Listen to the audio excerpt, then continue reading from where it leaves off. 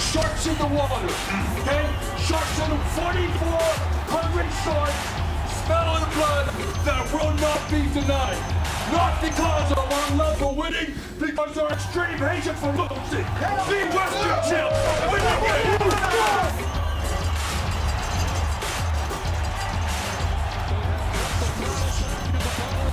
That reflected in the pregame address from John Hufnagel, Stamps and Eskimos for the right to play Ottawa in the 2015 Grey Cup Championship. Last year's Grey Cup MVP, Levi Mitchell's had another great year. He's a final.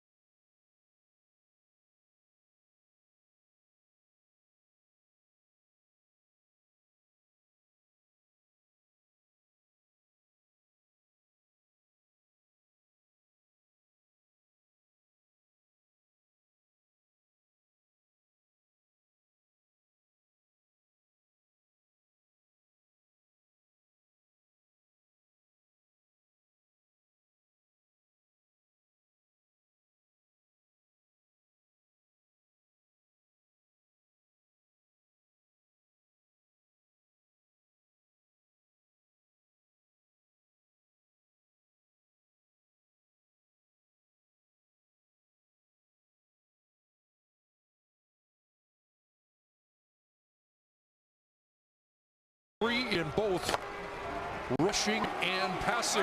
Sue's a big question. Rest or rust? Yeah. First game since November the 1st for the green and gold. And Mike Riley comes out throwing to his favorite target, Adarius Bowman, who had 93 catches during the regular season. Take a look at the Calgary defensive players to watch. Juan Simpson, they get their leader back, got him back for the semifinal against the BC Lions. Keon Raymond is their big play guy on defense. An interception for a touchdown set the tone against BC. They don't have Charleston Hughes in the lineup at defensive end. They tried to get him in, couldn't do it because of a hand injury, but Freddie Bishop led the team in sacks. 6 for Bowman, 2nd and 4. Short drop, Nate Cool's got a catch. And a first down. Adam Berger is on the corner. Getting a start for the Stampeders. And the University of Calgary Dinosaur product, Nate Coolhorn with a first down catch. It'll be interesting to see how Calgary defends against this Edmonton offense. And if they try and roll coverage into the boundary against Adarius Bowman and Derel Walker, that should leave the wide field. Nate Coolhorn, Corey Watson, and maybe a little Kenny Stafford in one-on-ones. Coolhorn 7 catches during the regular season. They swing it out to the catch for Derel Walker. The first-year receiving sensation. That ball came loose. Didn't hear a whistle, and Brandon McDonald's on it. And the Stampeders look like they have the first turnover of the game. I think Derel Walker reached to try and get to as close to that first down marker as he could. But the question is, did he lose control before he's down by contact? His player was down by contact prior to the fumble. He's second down. Yeah, he's down by contact before the ball came out. That'll be Edmonton ball, second down. See that arm and elbow down on the turf as he reached to get to as close to that first down mark as possible. Walker in just 12 games, 84 catches, 5th in the league in receiving. 2nd and short, and the slant to Walker, good for a first down. Working against Brandon McDonald, the former Red Black, on the corner for Calgary. Well, you mentioned that long break and whether or not there'd be a little rust, especially offensively, where it's all about timing. It doesn't look like that's the case so far for Edmonton. Timing on the throws has been there. It's interesting, the Eskimos back in 1981, when, by the way, they played a team from Ottawa in the Grey Cup Championship, had a little trouble coming out of the break. They won a close game in the Western Final and then had to rally from way behind to beat Ottawa, a 5-11 team in that Grey Cup. Again, a quick hitter to Derel Walker, and he's dropped for a loss back behind the midfield stripe. Well, there's been a lot of great quarterbacks play for this football team in the past. Warren Moon, Tom Wilkinson, Matt Dunnigan, Ricky Ray. None of them have won 8 straight in one season. Mike Riley did that when he returned from injury. Again, 3 straight 300-yard games in his last game. Passed for 82.9%. And that pass is broken up. Quick close on the ball by Jamar Wall, and the punt team has to come on for Edmonton. Yeah, good break there by Jamar Wall, playing at halfback. He's going to be playing right beside a newcomer to the secondary, and Adam Burr, the corner, who's going to rotate in there and started this game. He played that first series at the wide side corner, but nice break. Get things started and get the punt team out there for Edmonton for Jamar Wall. So Grant Shaw will try and pin the Stampeders. Sky Dawson's back.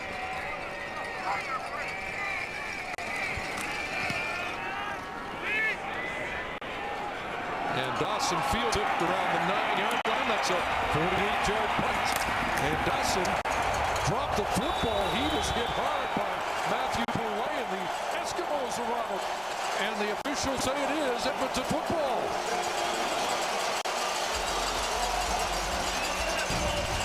Sky Dawson loses the handle. And the first big turnover of the game goes to the home team. Matthew Boulay with the separating hit.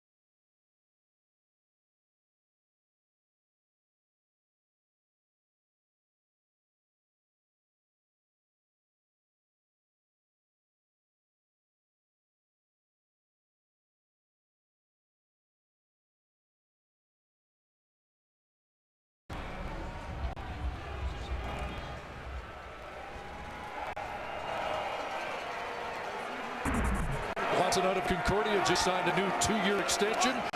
Gives the Eskimos first and goal. Kendall Lawrence into the offense. And they'll swing it to Lawrence. To the 5. Kendall Lawrence hits a roadblock and gets driven back.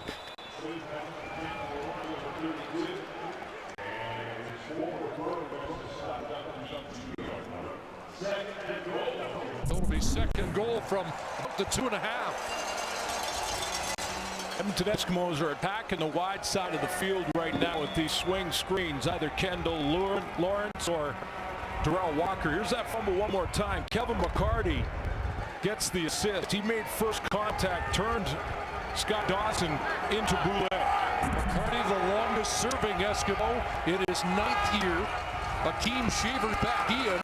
They fake the handoff. Riley straight ahead. And he'll be stopped short of the goal line. It's going to be 3rd and goal. Matt O'Donnell, the right guard, immediately turned to Chris Jones after this play and indicated that it's only a few inches to go and that they want to go get it. He is held short. The ball never crosses the plane. Freddie Bishop hangs on, keeps Riley up. 3rd and goal. Eskimos going for it. Flag down. Riley into the end zone.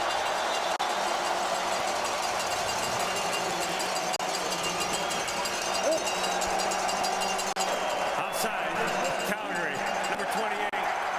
Penalties refused. Result of the play. Touchdown. Brandon Smith offside. Mike Riley into the end zone behind center Justin Sorensen and left guard Andrew Jones. Well, they get right down to the doorstep on that zone read, but it's just a variation off it with Mike Riley going up the middle and attacking the interior of the D-line, and they finish with the quarterback sneak and Chris Jones going for 2 after the first major by the Edmonton Eskimos. Coming out firing. So the Eskimos go for 2 from the 3. 5 for 8 during the regular season. And Riley into the end zone. Rockford's got it. And a quick 8-0 lead for the Edmonton Eskimos. No rust. No rust, and this is how you could tell there's no rust. When you can throw it on time on the quick slant down on the goal line with tight man-to-man coverage, you know the guys don't have rust offensively. That throw was right on the money. Points come off turnovers. The leading team in fumble recoveries this year gets one early, and Mike Riley makes Calgary pay.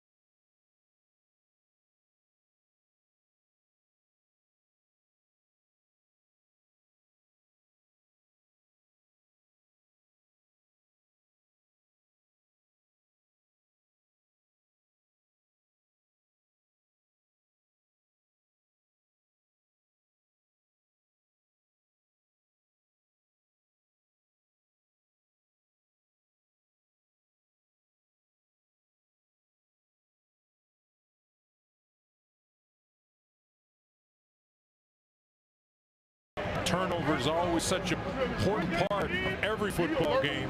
That much more important in the playoffs. And Edmonton takes advantage of the first one here this afternoon. 4 plays, 23-yard touchdown drive. After the fumble by Scott Dawson, trying to home for it here. And he's brought down by Calvin McCarty once again. Fired up on the team. One more shot at that convert here, and this is Mike Riley on time. 1, 2, 3, step throw, right inside leverage. That's Derel Walker on Brandon McDonald. No chance for McDonald when the timing is that good. Mike Riley 8 for 9 out of the gate, and now Levi Mitchell will try to respond behind that makeshift Stampeder offensive line.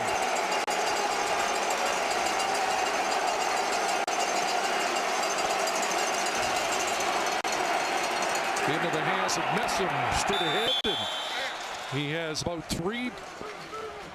Let's take a look at that Stamps offensive line. When they started the season, that's what it looked like. That was the group coming out of training camp. Take a look at Spencer Wilson. He's the Western All-Star for the Calgary Stampeders. And in fact, when you look at tonight's starting lineup, yes, it's Spencer Wilson, the only player that is still there in that starting offensive line. The rest have been changed, and it's been changes all season long. 12 different combinations have started in the last 16 weeks. Second down, it's dumped off.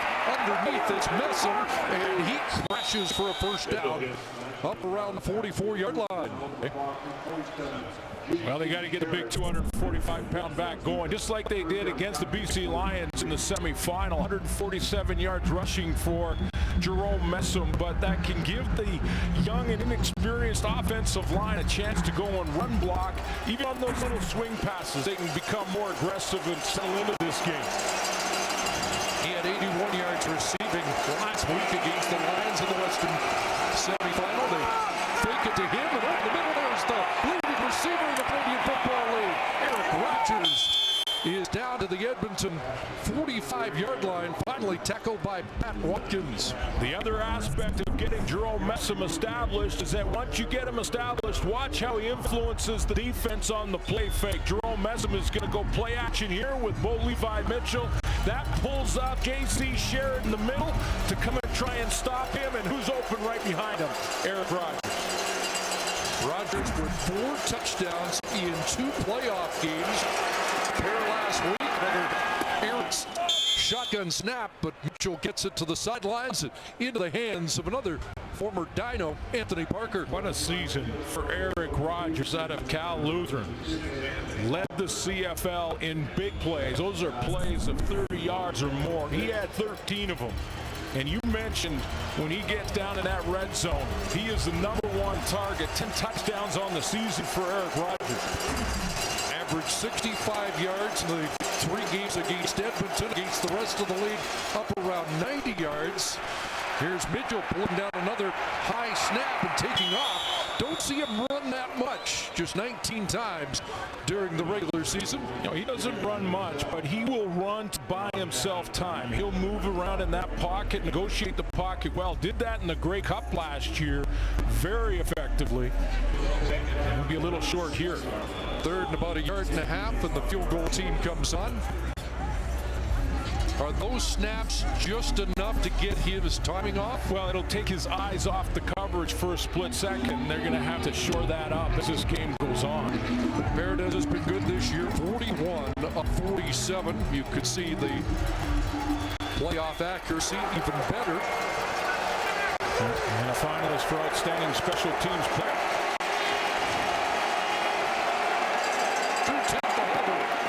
From 44 out, he hits it.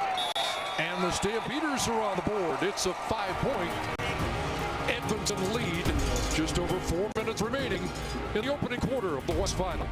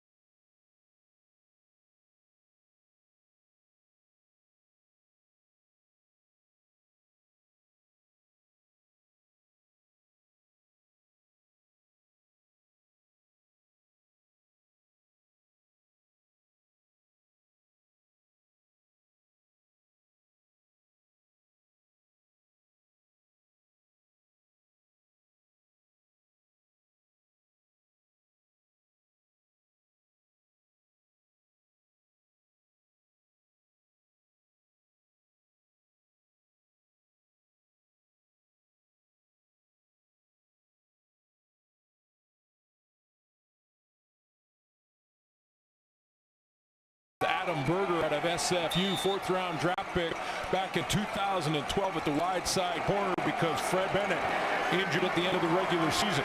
Former BC High School star. There's the throw. Corey Watson, another catch in front of Brandon Smith.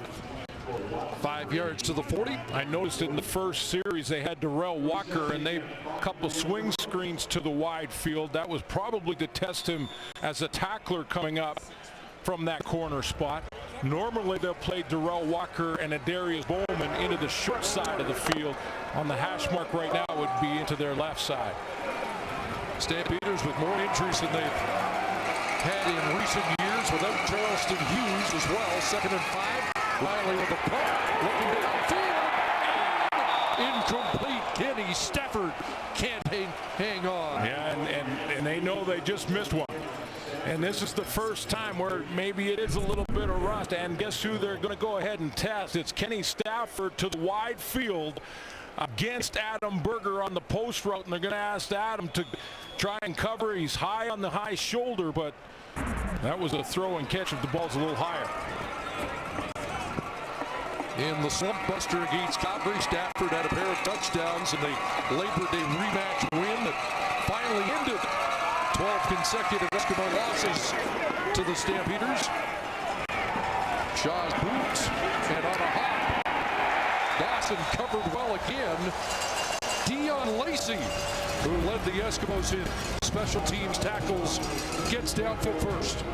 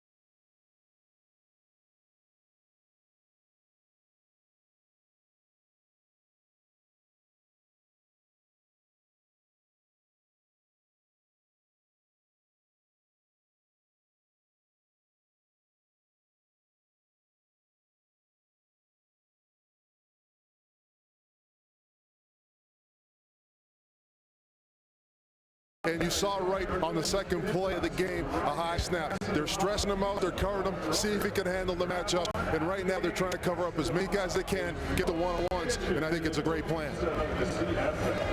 Got all CFL defensive tackle Armando Sewell to put some evil intent in his mind. Pat Delmonico is now, what that means is, and what coach is talking about, is they're going to take and put Gregory Alexander right on top and line him right over Estes so that he has to block him, but also concentrate on that shotgun snap to Bo Levi Mitchell. So he's got contact immediately as he's snapping the ball.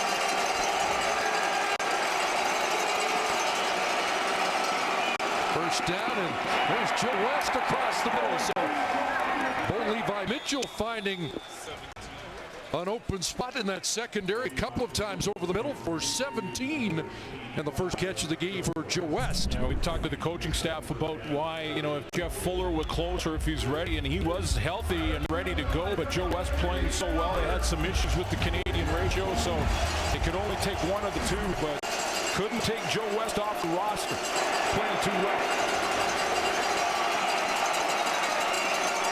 First down up near the 50. And Mezza hits midfield and has 5. Dexter McCoyle, G.C. Sherritt on the stop. So they try and cover up those guard and right tackle and Carl Lavoie here. And let's see on this run play. Estes comes out, nice block as he takes that cover-up position by Alexander, and he takes that contact and gets a little run bubble. Undersized, high football IQ, former Arizona Cardinal, started 54 games at the University of Hawaii. Here's Mitchell again. Crosser, he's got Eric once again in a hurdle. Out of bounds, a couple of extra yards to put an exclamation point on it. Boy, Eric Rogers is so smooth in his route running. It doesn't look like he's even moving until he goes by you. He's just down the seam here. Nice, easy break across the middle. A 30-yard gain and a little fun at the end as he hurdles over Patrick Watkins. And Patrick Watkins is 6'5". This is a high hurdle. 4 catches, 71, and 2 touchdowns last week. He has a couple of big grabs already, and he's getting closer to his neighborhood. Here's Lamar Durant on the fly sweep, and Durant breaks through. Odell Willis trying to pull him down. Otha Foster finally, but Durant all the way down inside the 5. It's a 21-yard run for number 1. Great play calling from Dave Dickinson. Get things started here. There's Lamar Durant. He's going to come on that little run play to the left side of the formation. Well blocked at the point of attack. Jerome Messam gets out and into the secondary. He helps this fellow receiver out. But excellent play calling. Establish a run early to Messam. Go to play action in the quick game after that. And now mix it up with a little run to Lamar Durant. That raises the blood pressure of the Eskimo head coach. Mitchell into the end zone. Open man. And incomplete. Anthony Parker can't hang on. John Ojo recovered just in the nick of time. He's a Western All-Star and led the team in interceptions with 5. And in this case, John Ojo is beaten but doesn't give up on the play. He turns, makes up the space, keeps fighting for it, and then strips it out of there. Anthony Parker is going to argue that he had it long enough, but as he's going to the ground, he's got to survive the ground contact. Mitchell put a little air under it, but Parker should have secured it. And it's 2nd and goal. Mitchell into the other corner, too far for Lavertu. Incomplete. It'll be 3rd down. Still trying to work Jerome Messam into the playbook. Remember, he was that trade right at the deadline in late October. He's going to come out here and he's going to be almost in the same area as the tight end and Rob Cote. He needs to get a little bit shallower, but that ball thrown out of bounds.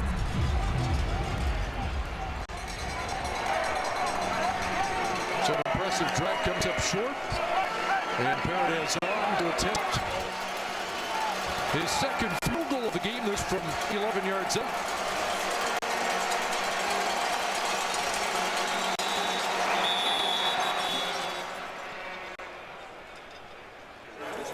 Time count violation. Calgary, number 4. 5-yard penalty. 3rd down. So the back up 5. Things getting a little heated in the trenches there. Well, we shouldn't be surprised about that with these two teams. Edmonton had to exercise the demon. They could not beat Calgary all of last year. Got them twice out of 3 games this year. Can they do it one more time and get to the cup? So from 16 out, Paradise just gets it through. Hooks it inside the bar, and the discussion continues here as the first quarter comes to an end. A quick start for the Eskimos. Fumble recovery and then an early touchdown. Stampeders answering with a pair of field goals. 8-6 after 1 quarter.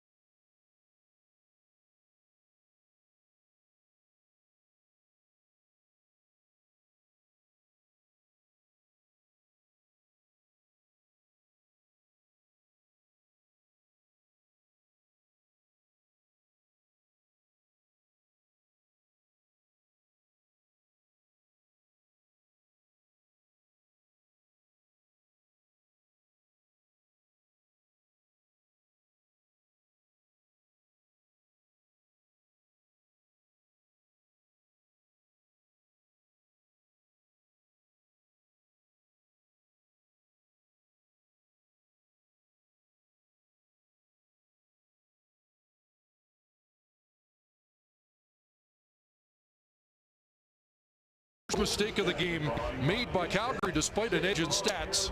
They trail by 2. Turnovers are so important in every football game, and they got the 8 points. The Edmonton Eskimos off that first turnover by Sky Dawson.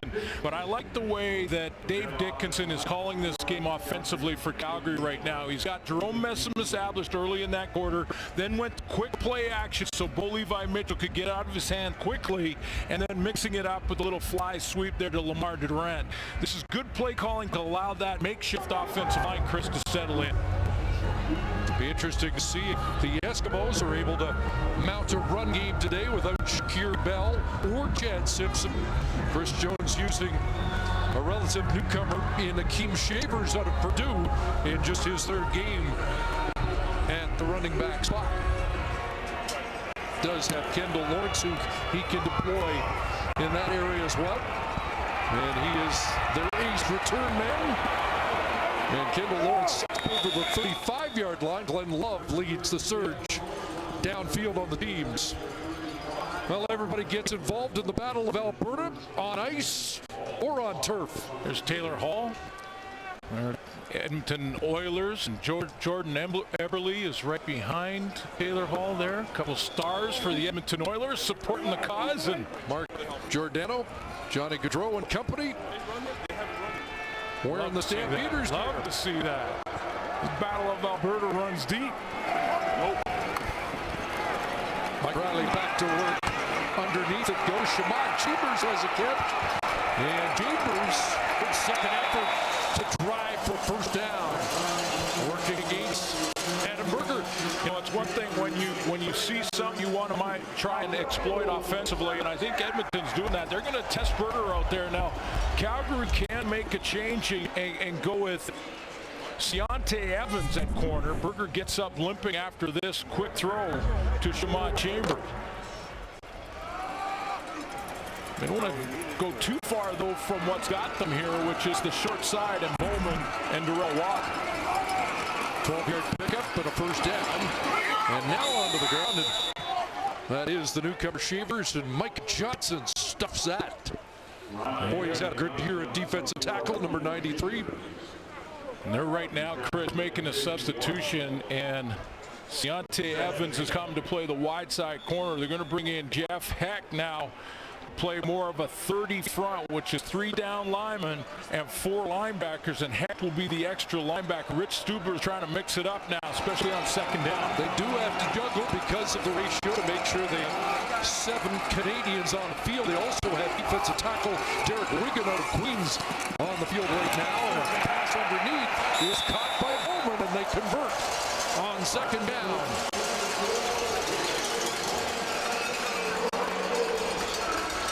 Take a look at how Rich Stubler is going to have to. There's his 3 down lineman, and then he goes with the 4 linebackers right there. And now that's what the 30 front is called. 3 down linemen, 4 linebackers, and good play call by Edmonton to beat it. Bowman the catch and a first down at the Stampeder 49. Right over to the sideline. There's another catch for Derel Walker. That's a tough combo to defend against. So you got Adarius Bowman, the most targeted receiver in the CFL this year, into the short side with Derel Walker that in just 12 games had over 1,000 yards. Who do you double team? Well, we're going to hear both names a lot based on the regular season. Those two combined were targeted 57 times in the 3 meetings against Calgary. 31 for Bowman and 26 for Walker. They're out to the field on this play. They look one way and now back the other for Stafford. And Brandon McDonald breaks it up. Nice break by Brandon McDonald. I mean, he was on that high shoulder. Remember the 2-point convert by Derel Walker where the throw was absolutely perfect to the inside. This time McDonald over the top gets his left arm around and knocks that one down. So 1-1. Derel Walker got him on the first slant, but that time it was McDonald. Mentioned a lot about the offensive line of Calgary. They've lost both corners this year. Joe Burnett, Fred Bennett were the starters. Brandon McDonald makes a play there, and Sean White has to come on to attempt a 48-yarder. Oh, wait a minute. So John Lynch on 3rd and 2 off the right side. And inside the 40-yard line, has the first down. This is why the coaches will tell you, given the choice between having to play the semifinal right to the final and get to the Grey Cup that way, or having a long break to prepare, they'll tell you, give me the break so I can prepare some extra plays, some extra wrinkles. And here's your holder, Jordan Lynch, coming up. Remember, he's the third-string quarterback. Just enough by the leg of the football.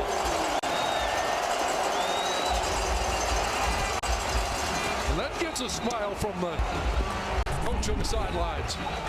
Yeah, he stepped up there. Now Jordan Lynch is under center. Remember, he's a third-string quarterback and comes in some short yardage formations. He's also run some run packages throughout the regular season. He's a Swiss Army knife. He's a gunner on punt cover. A guy that has done it all and gets what could be an important first down for the Eskimos. Now the pitch, and Chevers will try it outside. Freddie Bishop in pursuit, able to haul him down. That's a good all-around football play, because first of all, we see a little bit of Akeem Shavers, who gets out, and this is his game, that speed to the outside out of Purdue. But how about the speed of big Freddie Bishop, 265 pounds, and he's going to run Shavers down here. And he's in behind him. He outruns the angle and catches Shavers from behind. That's speed for a big man off the edge.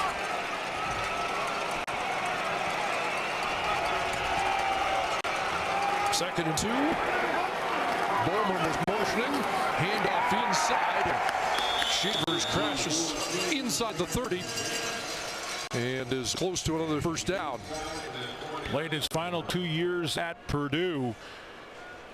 5'11", 203 pounds. No Shaquille Bell, no Chad Simpson, so it's Akeem Shavers, and 292 attempts in college at Purdue. He had a 4.8-yard average, 5.5 in limited playing time this year. Mike Riley says he had not made a bust all practice. Remember, he started as a defensive back when he first got to Edmonton. Explosive back in his hands again to the other side. At the NFL Combine, an 11-foot standing broad jump. Had a long talk with Mike Riley about if he was concerned with Akeem Shavers in the limited playing time that he had coming into this big important game in the West Final. He said not at all, because, you know, he started when Aaron Grimes got hurt. He went and practiced as a defensive back. He's such a great athlete and football mind. He has not made a bust in practice. He knows exactly where to be, and he can pass protect. Quarterbacks like the guy who says the #1 priority is pass pro. Shavers again, and this time to one. Simpson waiting in the hole. The middle linebacker shuts it down. You know, statistically, Juwan Simpson last couple of years isn't going to jump off the page for you, but this is the guy that is the catalyst for this team. He's the leader.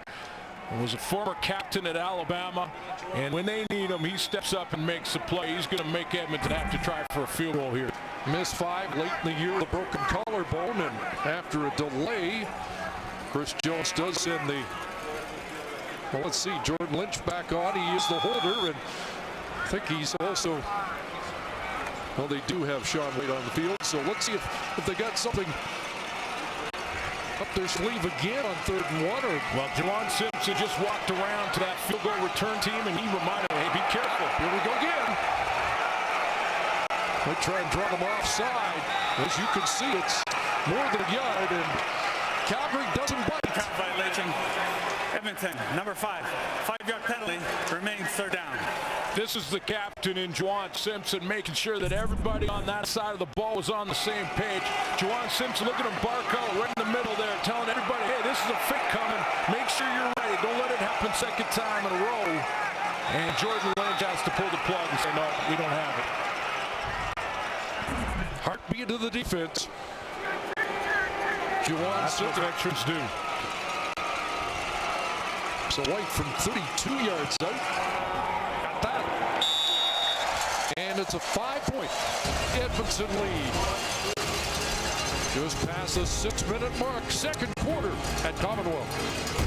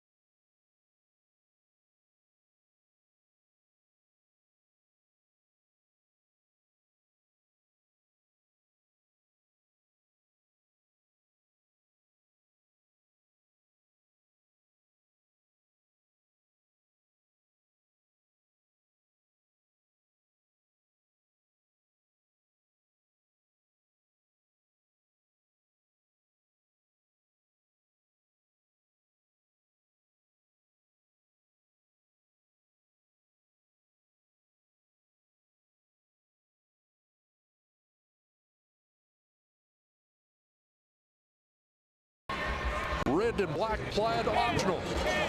Congratulations to the Ottawa Red Blacks and Henry Burris, who is a finalist for Outstanding Player, and he'll go toe-to-toe and head-to-head against Levi Mitchell. Takes the field against this Edmonton defense. What a game the Eastern Final was. Here's a 5-point Edmonton lead as they shovel it inside, and Jerome Messon goes to work. He was terrific last week in a receiving role with 81 yards after the catch. Well, Estes makes the big block right in the middle. He's got one guy that he's got to take out of there, or this little shovel pass doesn't work to Jerome Messam, and that guy is Armando Sewell.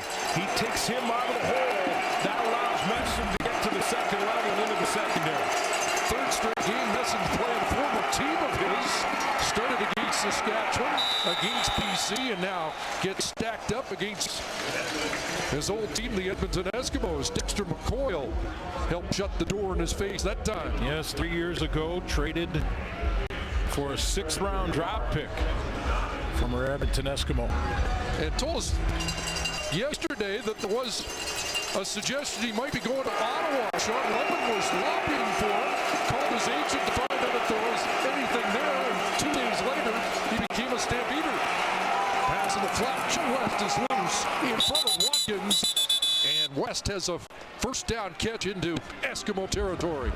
Just a brilliant move by John Huffnagel to make that trade at the deadline to get Messam. This is a nice timing throw from Bo Levi Mitchell, using all his targets, and he finds Joe West right on the sideline. John Huffnagel's offense settling in now. And we got a timeout called by the Eskimos. Edmonton. Right now, Chris Jones is talking to Patrick Watkins as if he's missed a couple of assignments here and trying to get him lined up. He's not happy. 3-time All-Canadian corner. Chris Jones gave the team 10 days off.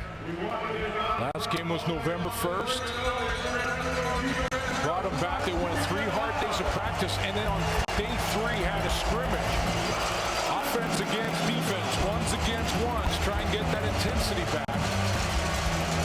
Odell Willis said, if you think we're going to show some rust, you don't know our head coach. I haven't seen rust per se, but that was just some assignment issues that Chris Jones wanted to get lined up. And 3 weeks is a long time. No getting around it. And Walter into the game now. And he takes the hand off, and Armando Sewell wraps him up. Well, there's all weapons all over the field. You take a look at the Calgary Stampeders and where Eric Rogers ranks. Manny Arsenault, number 4. Chris Williams, 3rd in the league in receiving. Adarius Bowman, who's in this game this afternoon, number 2. And Eric Rogers, number 1.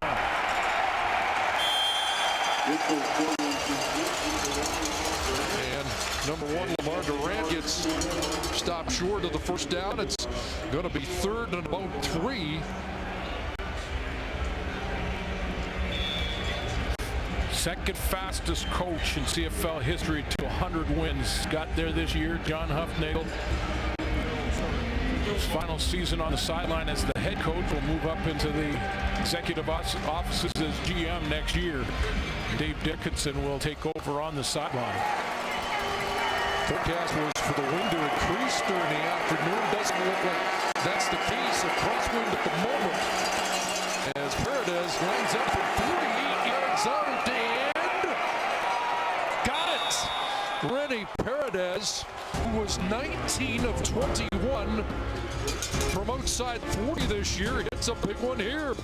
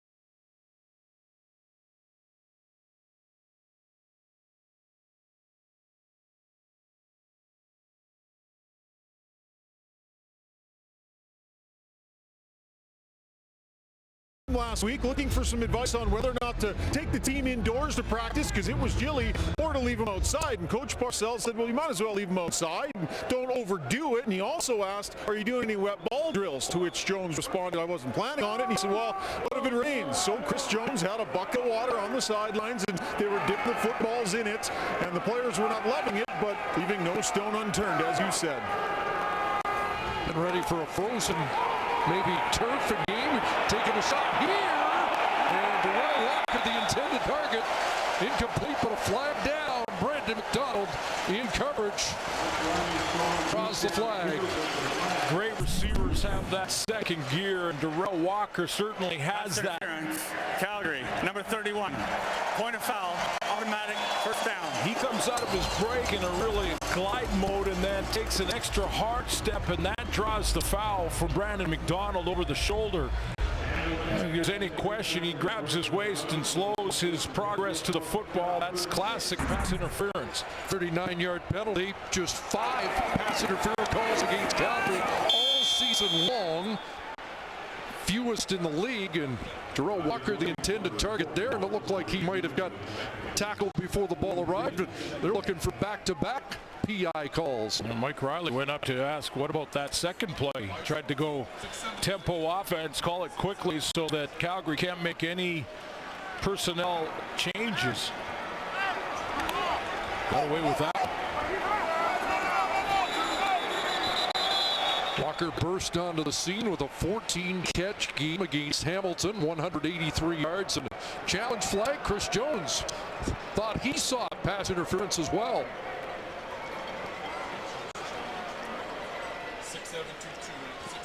And maybe it was just that he saw his quarterback arguing the play aggressively, and because of that thought there must be something out there he wants to take another look at. Edmonton is challenging the rule on the field of defensive pass interference. We'll review the play. Again, challengeable this year. So they'll review that last play, and we'll have a verdict when we come back.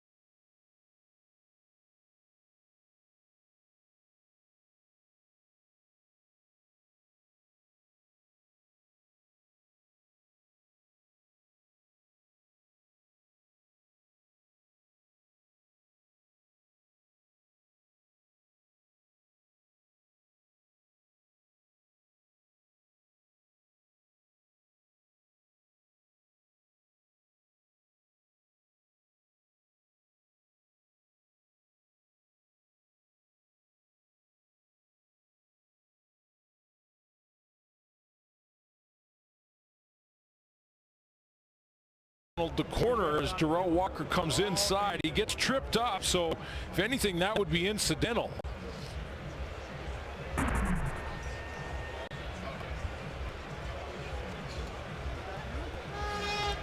And you can't challenge offensive PI. You can only challenge defensive pass interference. That's a change this year. And that's about the only category Chris Jones wasn't very good in this year. 0 for 6, and you get the sense it's going to be 0 for 7. Well, Brandon McDonald's argument was that, wait a minute, I was being tackled and held by Adarius Bowman, and legs got tangled. Mentioned Calgary only called 5 times during the regular season for defensive pass interference, 8 times for illegal contact, easily the lowest totals across the league.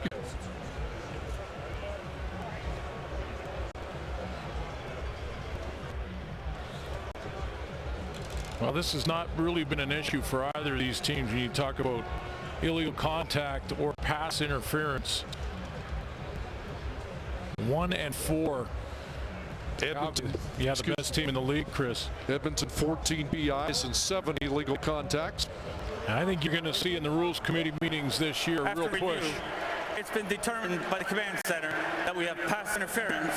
Wow. On Calgary, number 31. It's a 10-yard penalty, automatic first down. It's like incidental to me because McDonald on the outside is trying to fight off what looked like a hold. Now, you can't call it off this DPI challenge on Bowman. You can't call that after the fact, but the PI wasn't a grab on Derel Walker. It was more of just incidental as their legs got tangled. And there's no throw, and the block is already on Brandon McDonald. That last play certainly illustrates how Walker and Bowman work together. Passing a flat, there's Walker again. It's away, and then is brought down by the safety Josh Bell at the 10-yard line. Well, because of his ability to get up over the top, and he showed that this year, Derel Walker is going to earn that corner's respect, and because of that, they're going to back off. You get into man-to-man, and Brandon McDonald's got to give him some space. He doesn't want to let him get in behind him, so he gives him a 5-yard cushion there, and Derel Walker will take advantage of that cushion. Third trip to the red zone for Edmonton against the top red zone defense in the league. They'll swing it out, and Shavers able to hold on to that. That was a fastball. We'll swing pass to Akeem Shavers. Only 31 times this year Calgary had opponents travel to the red zone. Keon Raymond real close to catching that off the tip. He had that interception against the BC Lions for a touchdown in the semifinal. His 8th career touchdown, but because the playoff game doesn't count as what would have been the record breaker. Riley throwing back in the end zone and too far for Adarius Bowman with Brandon Smith in his hip pocket. Calgary Stampeders go with that 30 front again, and this time they don't get the pressure. Mike Riley had all day to throw this, and Adarius Bowman's going to work himself open, but Riley misses him at the back of the end zone. He's got that dig and the in route to begin with. You can see Brandon Smith recovering. Just 3-man pressure, though, from the Calgary Stampeders, and they're stopped by 5-man protection up front. So Riley has lots of time. He just can't find enough on open receiver. Still a stop for Rick Stibler's defense. Edmonton 1 for 3 in the red zone, and Sean White drills the short field goal to make it a 5-point Edmonton lead once again.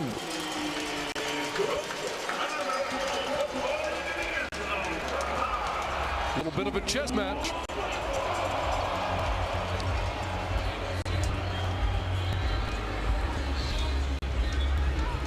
And we didn't expect a shootout during the regular season. Labor Day, Calgary wins 16-7.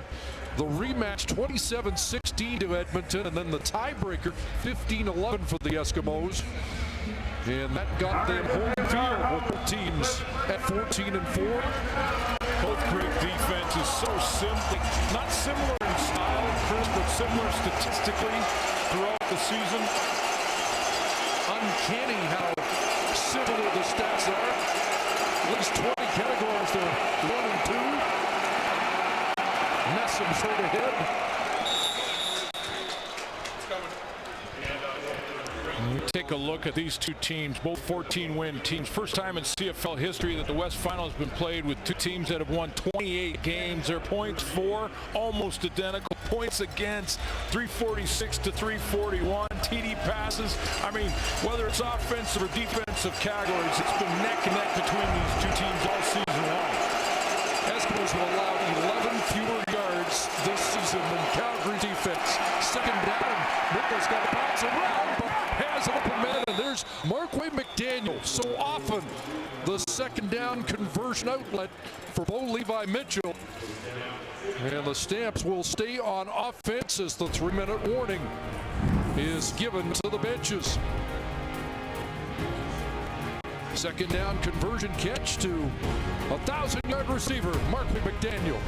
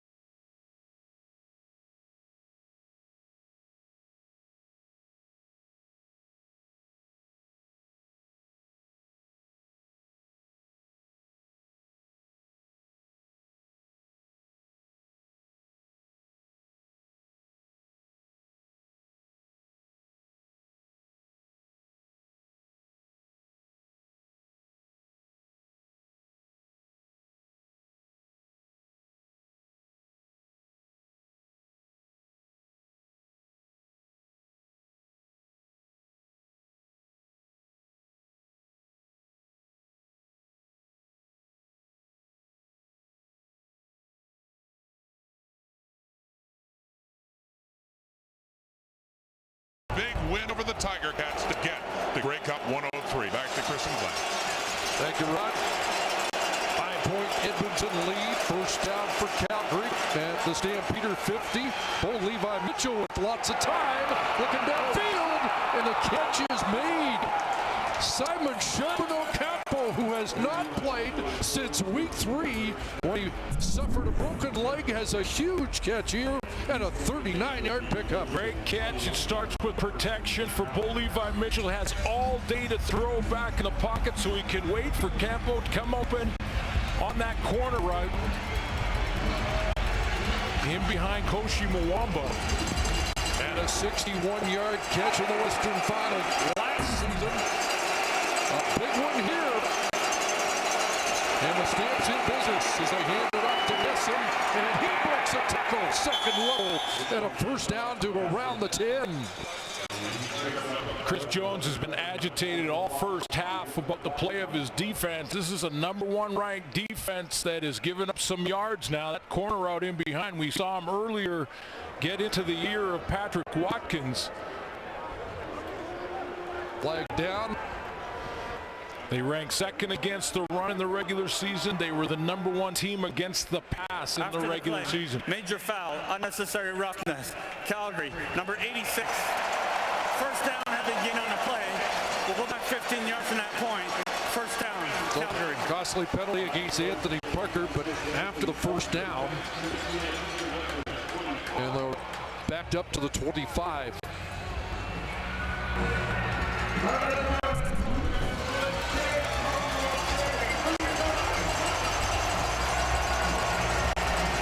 Anthony Parker into the top of your screen, and Jerome has him already down. He made the hit. First and 10 again. Lots of time for Mitchell. And the pass is high. Joe West breaks it down, working against Watkins, who thought he was out of bounds. Well, let's see the officials still conferring. Would be a 22-yard pickup. They're marking it down on the 3-yard line. Levi Mitchell with the accuracy on the throw behind, back shoulder throw. And the ruling on the play is that we have a force out. The player would have come down in bounds, but was forced to out of bounds. That's the correct call. Pass, first down. That is the correct call. You could see that Joe West would have come down inbounds if not for being pushed by Patrick Watkins. Back shoulder throw. What a catch by Joe West. 3 for 50 for West in this first half. First and goal from the 3. Mitchell incomplete. Wanted West again. Should mention, Suits, on the completion to both Sherman Ocampo and West, a lot of time for Levi Mitchell behind that offensive line we've talked about. That's exactly why I brought it up. They're now starting to settle in. Good play calling early. Jerome pointing to himself. He thought he missed a protection assignment there, but that whole line has settled in nicely. And on this drive, Levi Mitchell's had lots of time to throw the football. Is this time for Eric Rogers? Second and goal. And that one batted down, knocked down. Dion Lacey, who was noted for a stare down on Labor Day during the coin toss. A knockdown here, and the field goal team has to come on.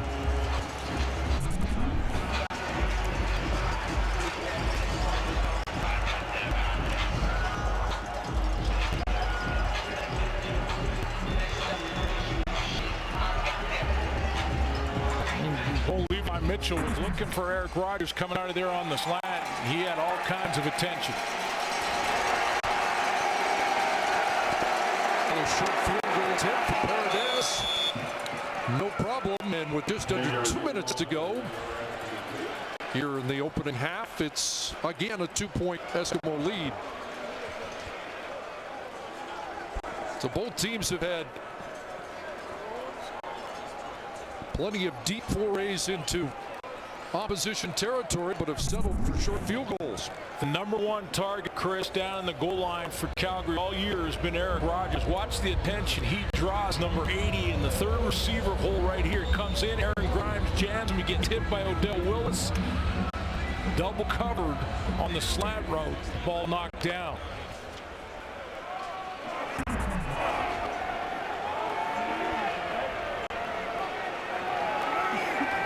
Edmonton takes over at their 35. A pump from Riley.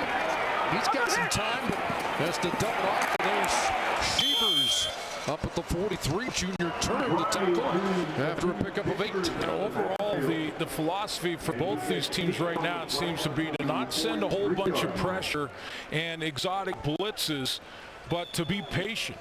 I mean, Rich Stubler and John Huffnagel defensively are a lot of that 30 front where they're just sending 3 down linemen. They're moving Junior Turner out playing defensive end with him. He's a tackle. And they're going to make Mike Riley be a little more patient, at least they have in this first half. Riley 111 yards passing here in the first half as he looks at 2nd and 2, and he'll run for the first down. Up to the 50. Dragged down by safety Josh Bell, an all-star for the first time. You know he's going to do this. I mean, this is part of Mike Riley's game, is to run the football. He only played in 10 games this year. He had 9 starts, won the last 8 of the regular season. But you take a look at his rushing on average for a quarterback, number 1 in the CFL. He will run, especially when the game's on the line. And with the season on the line. Yes.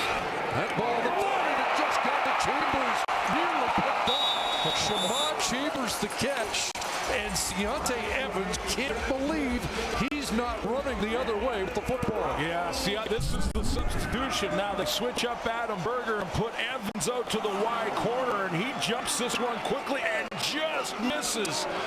Good concentration by Shamon Chambers to hang on. Missed most of the season due to injury. Second catch for Chambers, coming back off an ACL injury last year. Over there, Bowman's got it down around the 30. Another Edmonton first down. They're in field goal range, but time to do more damage than that. Boy, this is Mike Riley putting it right on Bowman. He had no choice but to catch this one. Inside leverage for Bowman on that slant. right out in front of Brandon Smith. Ball put right on him on time. Third catch for Bowman, 31 yards receiving. And back into his hands again. Boy, he was amped up when we talked to him yesterday. He said, boys are already calling it an instant classic, and they hadn't even kicked it off yet. Yeah, these two teams talked about their battle through the regular season. Second and 5. The slant broken up there, intended for Chambers. They're going to call pass interference against Deontay Evans. So that's the third PI call against Calgary. And as mentioned, a team that only had 5 in the first 18 games. And Deontay Evans right here, and it looked to me live like the timing Pass just a little off. Calgary, number 0. Yep. 10-yard penalty, automatic first down. Another good call. That's Deontay Evans, just a split second too soon on the hit that twisted Chambers around as the ball was arriving.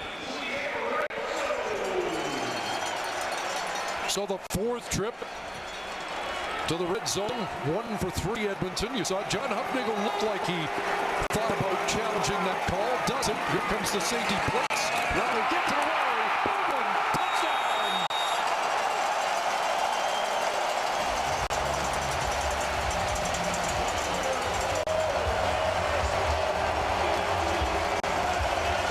And maybe this is why they don't send too much pressure, or at least they haven't in this first half, because if you send pressure, you mentioned safety blitz.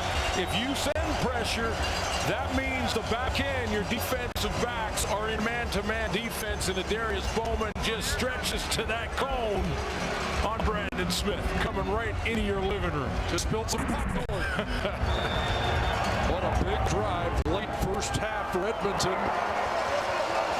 Punching it in, and now they'll... Let's go! Let's go! I'm not 7 plays, 75 yards for an Eskimo touchdown, and the extra point from Sean What is good.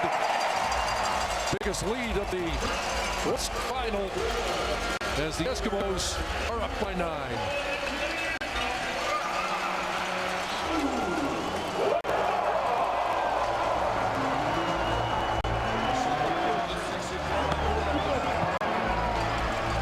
Touchdowns during the regular season against Calgary for Bowman. An even bigger one here. Yeah, let's take a look at that safety blitz. It's Josh Bell, and they're going to bring Josh Bell from this side. They're also going to send Juwan Simpson. Now, if you're going to send pressure like that, it means you got the one-on-one. And if you stop it here, there's the one-on-one on the out. And look at the room that you've just got to give it Adarius Bowman. If you don't, he's going to run by you. Brandon Smith does his best to try and close on this, but Bowman stretches to the end zone. Nice pickup. Timing is there on the throw. Nice throw and catch by the Edmonton Eskimos, picking up that safety coming. Riley had 6 touchdown passes in his final 2 regular season games. And one more look. Sky Dawson on the return. He dropped the football again. Does Edmonton have it? I'm saying they do. Eskimo football. Sky Dawson has fumbled twice in the first half. Tim Brown was available, but Dawson had played so well. John Hufnagel went with the guy that he's used down the stretch, and Dawson's put 2 on the turf here in the West Final. Now is he down? I was going to say, did his knees touch before the ball came out? He would have to have lost the football in the air because he's diving forward here. Yeah, he's down. I think he's down by contact. Every turnover is reviewed. They'll take a look at that. The previous play is under review by the command center. Thank you. I agree, Chris. It looked like he was down by contact. The forearm hit the ground, and that's when the ball popped out.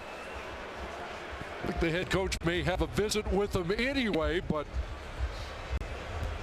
Well, he's not covering both tips of the football. The back tip is underneath his arm, but not secure, and that's what's causing him some problems in this first half. Your hand has to cover the front tip. The other tip is tucked into that armpit. And he's letting that inside just get a little loose out there, and he's dropped two. Now that one looked like he was down by contact. It won't hurt Calgary. Was an interesting late season trade. You don't see many between Calgary and Edmonton. The Eskimos sending Sky Dawson to Southern Alberta. And he has been good in recent weeks.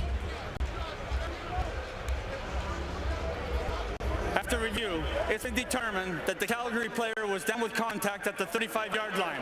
It'd be first down, Calgary. So it is Stampeder football. Otherwise, Edmonton would have had a chance to kick another field goal to add to the lead before the half was done.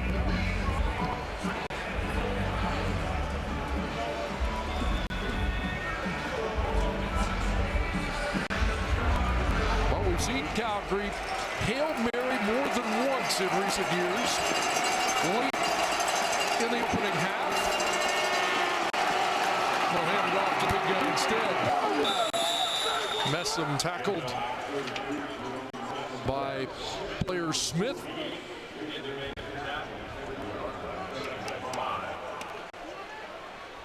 Second and 5. And Calgary likely to just run it out. Yeah, run this out. Capitalize when they get down in the red zone. They'll talk about that at halftime. So Mike Riley a touchdown. Adarius Bowman as well with a touchdown. Levi Mitchell and the Stampeders with field goals. And halftime, the West Final, 21-12. The Eskimos with the lead as we go to the panel and Rod Smith.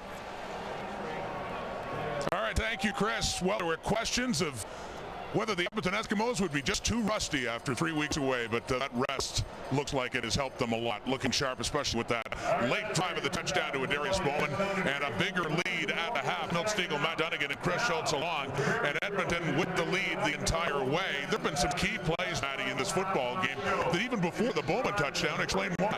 Absolutely. Well, you got Calvin McCarty on special teams play, on a punt, running down there, and basically putting Edmonton in a position to get points. And to me, this is a hidden gem.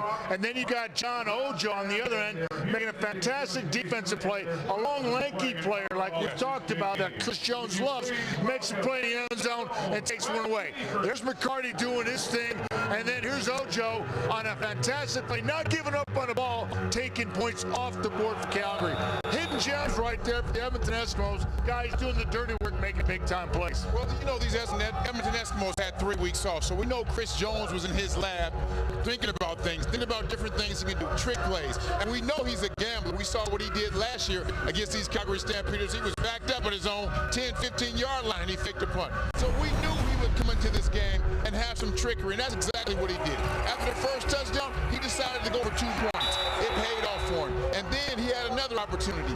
3rd and 2, his field goal holder is the quarterback, Jordan Lynch, and he went for it, and it paid off for him. We know Chris Jones is a gambler. I wouldn't be surprised if he comes out this second half, some more opportunities, and gamble even more, Schultz. Guys, I've been so impressed by both quarterbacks, by Levi Mitchell, in the sense that he is making big plays against a defense that doesn't give up that many big plays. The crossing pattern, the ability to hit receivers in stride, they're getting these big chunk plays that normally the Edmonton Eskimos do not give up. It'll be interesting to see which offense can continue to make these type of dramatic plays, because I think we're in for a big-time shootout in the second half. Yeah, you know, the whole rest versus rust question. You were saying right from the beginning, of course you want the 3 weeks. Rusted, Chris Jones was a little concerned about, though.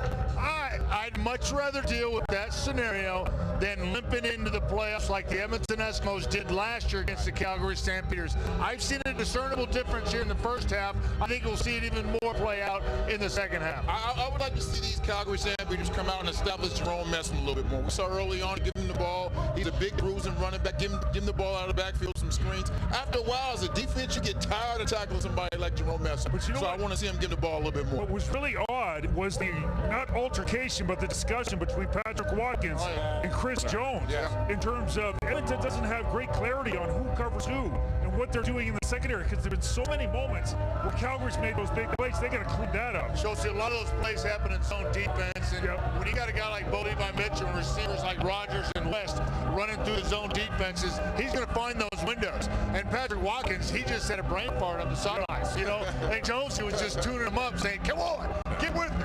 Well, the Edmonton Eskimos are halfway there. Still a lot of football to be played. The winner of this game will take on the Ottawa Red Blacks. We'll have the story of the big play and the big game for Ottawa, the East, their victory over Hamilton when we come back live at the half.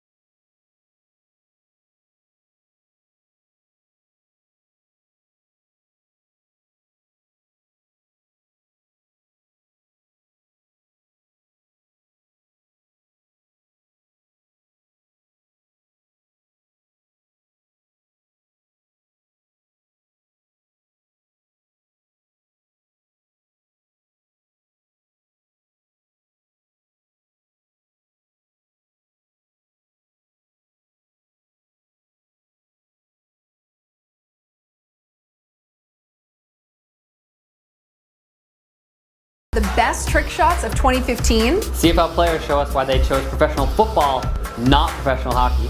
And next week is the 103rd Grey Cup presented by Shaw. Welcome to the Snap Wrap. I'm Brody, this is Max. In 2015, we saw some incredible trick shots, so we thought, why not rank them? Here's a look at our nominees for the best trick shots of 2015. Roll the tape.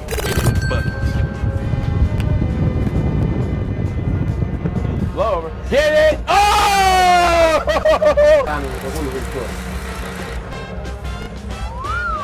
Oh, I got it! I got it! Both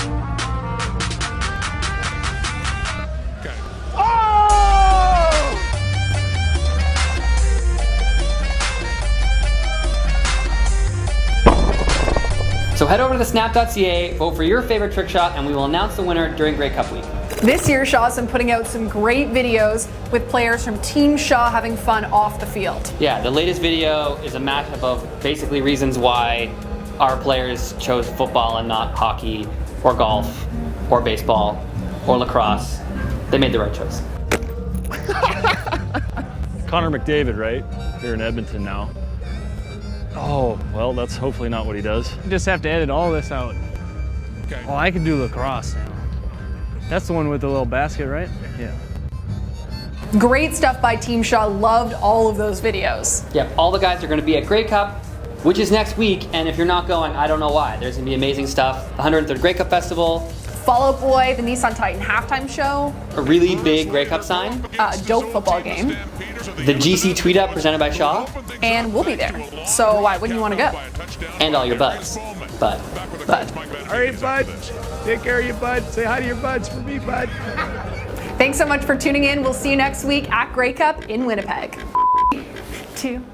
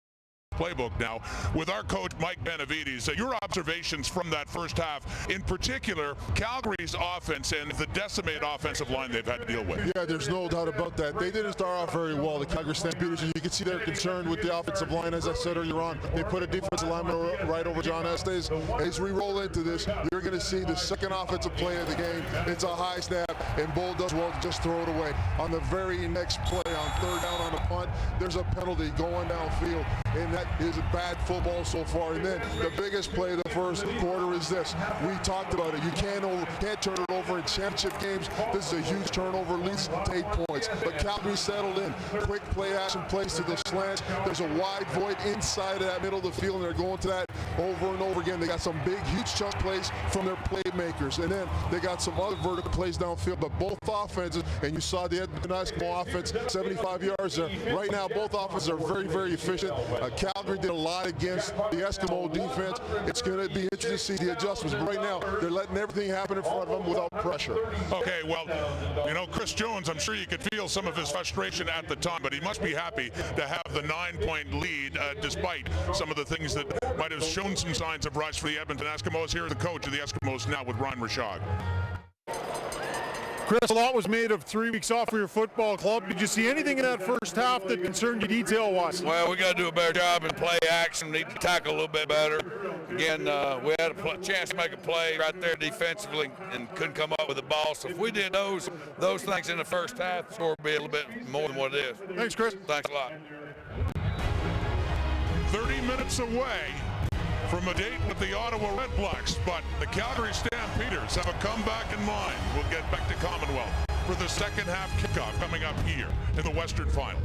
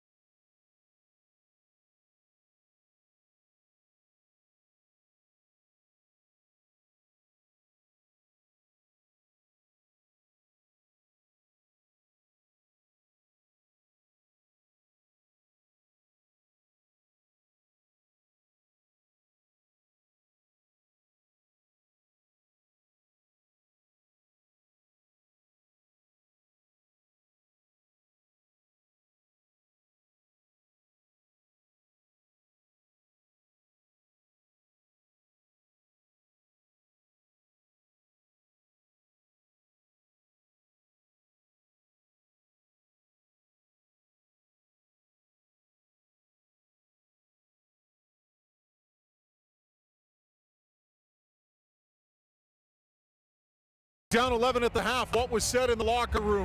We're only down 9, but we need to finish those drives 2 to 3 yards from the end zone. You know, we got to punch it in some way, somehow. We're going to pass the ball. We need to complete the pass. We need to run the ball down there at the end. We got 245-pound Messam, so he can punch it in. When we get down there again, you look for him to get the ball. Thanks for the help with the math. Good luck. No problem. I got you. I'm here for you. I was told there was no math. But he agrees with Milt Stiegel. Give the ball to 33. And yeah, excellent point. You got a big running back and an offensive line that's settled in that second quarter if you get inside the 5 again. 0 for 2 in the red zone for Calgary. It's a difference maker in the first half. Second half underway. And it's Akeem Shevers on the return. Brought down by Corbin Giroux, a former Edmonton Eskimo, former Edmonton Wildcat. Mike Riley back to work with a 9-point lead. Good half for Mike Riley, leader of this football team. 8 of 23, 161 yards passing, had the 1 touchdown throw. There's Adarius Bowman with that touchdown. 5 catches on that out on the blitz. Derel Walker involved mostly in the first quarter, his 6 catches. Boy, the element's not a factor. The flags are still. Game time temperature was 6, still above 0. Kenny Stafford's got a catch and runs past Lavertu and has a first down. Good start, second half. Edmonton. Saw Deontay Evans play that wide corner a little bit in the second quarter as they went to more of a 3-down lineman, 4 linebacker set, 30 front.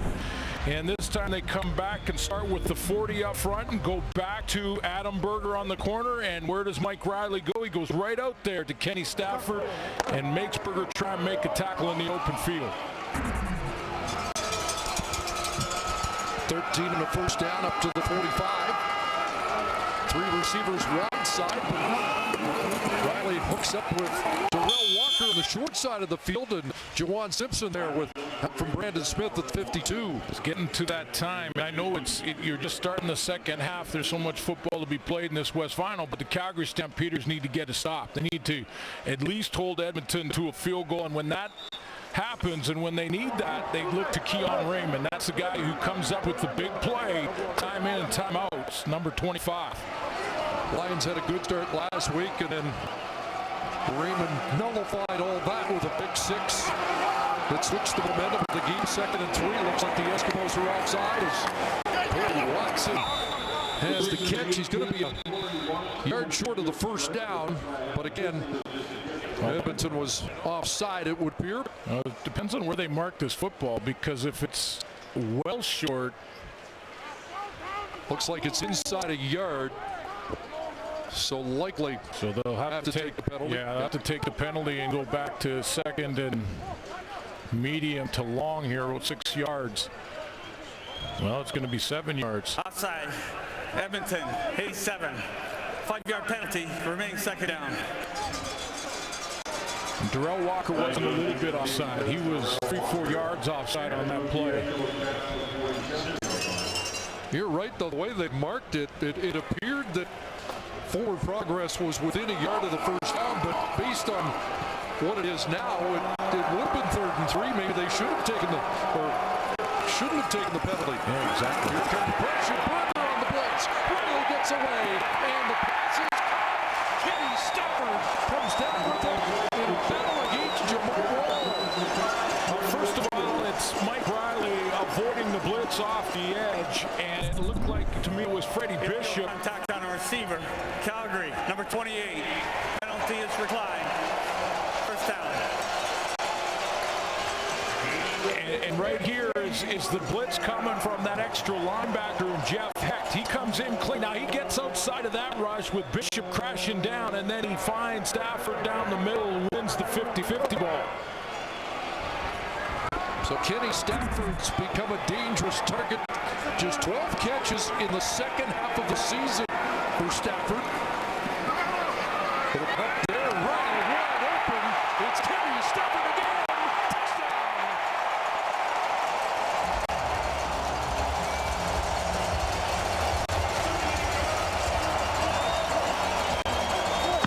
Eskimos taking charge on the opening drive of the second half. Boy, that was deep hole. I mentioned the importance of a stop early in this second half for Calgary. They don't get it. They get their linebackers up real tight. Juwan Simpson and Deron Mayo are only about 7 yards off the line of scrimmage. That opens up that middle to Kenny Stafford, and they take advantage and got him right down Main Street. He had 2 touchdown catches from Riley in the Labor Day rematch and extends the lead here. 9 touchdowns in the regular season, an extra point from Sean White. It's now a 16-point Eskimo lead. A couple of touchdown passes for Mike Riley so far.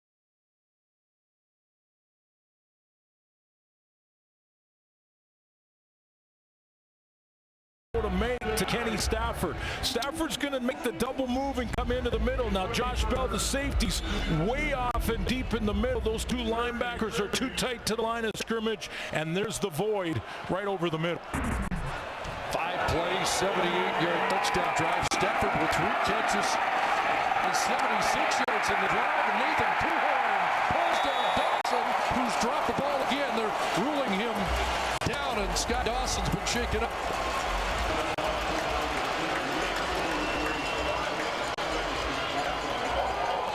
It has been a tough afternoon for Sky Dawson for a lot of reasons. Nate Kuhorn brings him down. You can see it looked like he rolled on his ankle inside there.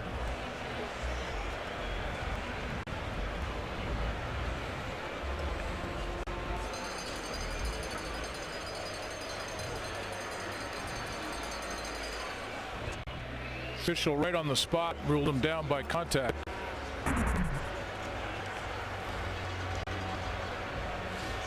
So they're going to work on the left ankle of Sky Dawson. So we'll step out just past the 3-minute mark of this third quarter.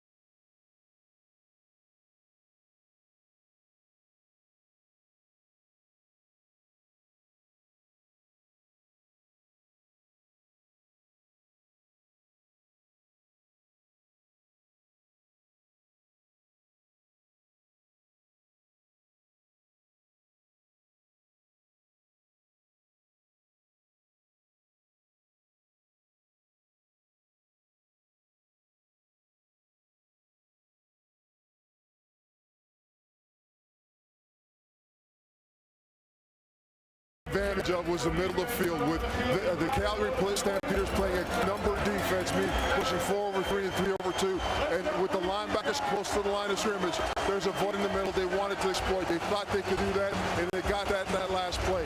They'll do that again at some point. Someone's going to drive a route, and you'll see something go up high because they're going to attack. Thank you, Mike. Kenny Stafford joining Adarius Bowman as touchdown makers today. It's good time for the defending champions.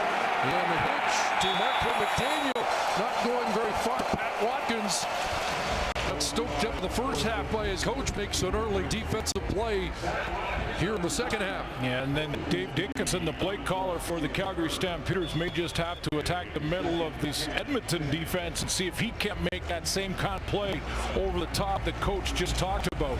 They need to get some big chunks here. You look at those first half stats, 250 yards against the Edmonton defense, you think you're in pretty good shape. Second down, Mitchell over the middle. Traffic and incomplete. Looked like Eric Rogers made a terrific catch, but Koji Mwamba, who has 3 picks this year, all against Calgary, makes the defensive play. Yeah, he's kind of had Calgary's number this year. He's had Bo Levi Mitchell's number. He's got 3 picks on the season and all against the Stamps, and that's one that Eric Rogers catches all year long. But Koji Mwamba ripped it out of there. Second to and out for the Stamps. Rob Maver in the punt. Kendall Lawrence back pass, 48-yard punt. Lawrence finds a crease and up near midfield. So Mike Riley's got a hot hand and has good field position. Early second quarter, he has a touchdown and a couple of touchdown passes. 28-12 Eskimos.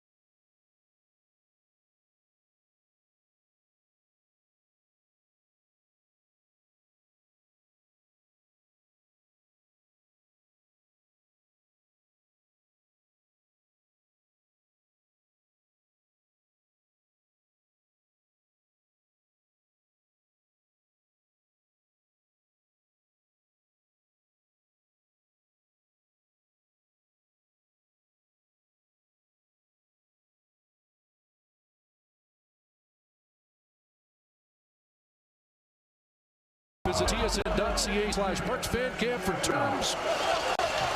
Bet there's more than a few from the nation's capital today.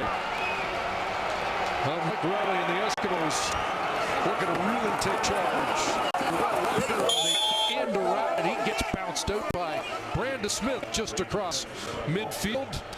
Chris Jones in some historic company with his first 2 seasons of work as a head coach. Boy, there's some big names on that list. And in first 36 games, Chris Jones 26-10.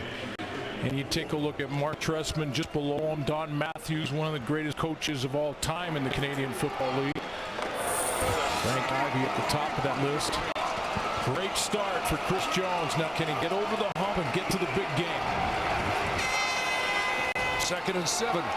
Riley steps up and fires, and he's got Darius Bowman once again.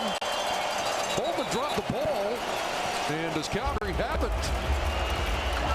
They're ruling him down by contact. I think Chris, but boy, it was a tight window here for Mike Riley to get it to Bowman. He's going to come from the left. Usually he's in the short side of the field, but he comes from the left, and that's why he's not counted. But you could see Deron Mayo was out there. And did that ball come out before he's down by contact? No. No. Elbow touches, then the ball comes out. Good call by the official. Brandon Smith, the all-CFL defensive half, with his hands full against Bowman. First to 10. Riley keeper, and he gets a heavy jolt there. Keon Raymond stepped up, and now Justin Sorensen to the aid of his quarterback. They get involved. This is the reverse, or just a different type of version of the zone read. Usually you see zone read where the running back takes the interior run and the quarterback gets the edge. This one, it's the fake to the receiver around the edge, and the quarterback takes the interior run lanes. In Mike Riley, they do it a little bit differently. Stephen McAdoo, the offensive coordinator, has made that as a little bit of a change-up. So now you got to try and track Riley and the guy that was the fake. The back in that last case was the receiver, but it can be the running back. 2nd and 6. Riley's got time to pass underneath to Derel Walker. Taken down. There's Raymond on the job once again. And it will be 3rd down. Keon Raymond, that's a big tackle in the open field. It's going to give the Calgary Stampeders a chance here. I think kick this field goal, that's one thing. They score a major there, and it could be, that's a long way back for Calgary now. That's a big tackle in the open field. Raymond, one of those 8-year vets, core guys that started with the 2008 Grey Cup victory. Charlton Hughes, Jawan Simpson, part of that group. Brandon Smith, another. Sean Wheat from 31 out. He's got it again. A guy that considered retirement mid-season has been virtually automatic since coming to Edmonton. Well, a guy who knows his way to the end zone. Stampeders need him now. 8 minutes left, 3rd quarter. Eric Rogers and the Zamps trailing.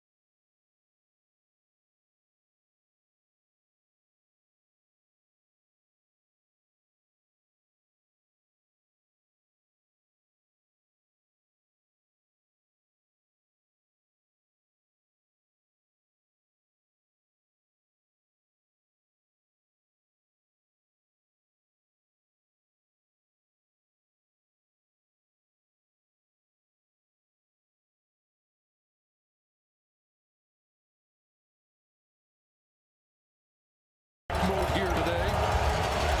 They're going to have to put more pressure on that makeshift offensive line, the one they patched together for this game, and have them sort of hold their own. And get like Levi Mitchell back in that pocket looking for those intermediate to long routes. There's still plenty of time left in this game, but their sense of urgency's got to ramp up a notch now. Starts to take Jerome Messam out of the game plan a little bit. As this game goes on, they have this deficit to make up. Eskimos have scored on 5 consecutive possessions. And now the Stamps require a response. And Messam bounces off first. But it's hauled down. Marcel Young, defensive half, steps up. They run basically a run blitz here, the Edmonton Eskimos on defense, and Marcel Young's part of it. You see in the middle, Amondo Sewell is going to create all kinds of problems because he gets right up the field quickly, right in the middle here. You're going to see a good push from Sewell. That's up the middle. Now there's all kinds of trouble. Point of attack's taken away, and Marcel Young bounds to the tackle. 2, second and 12.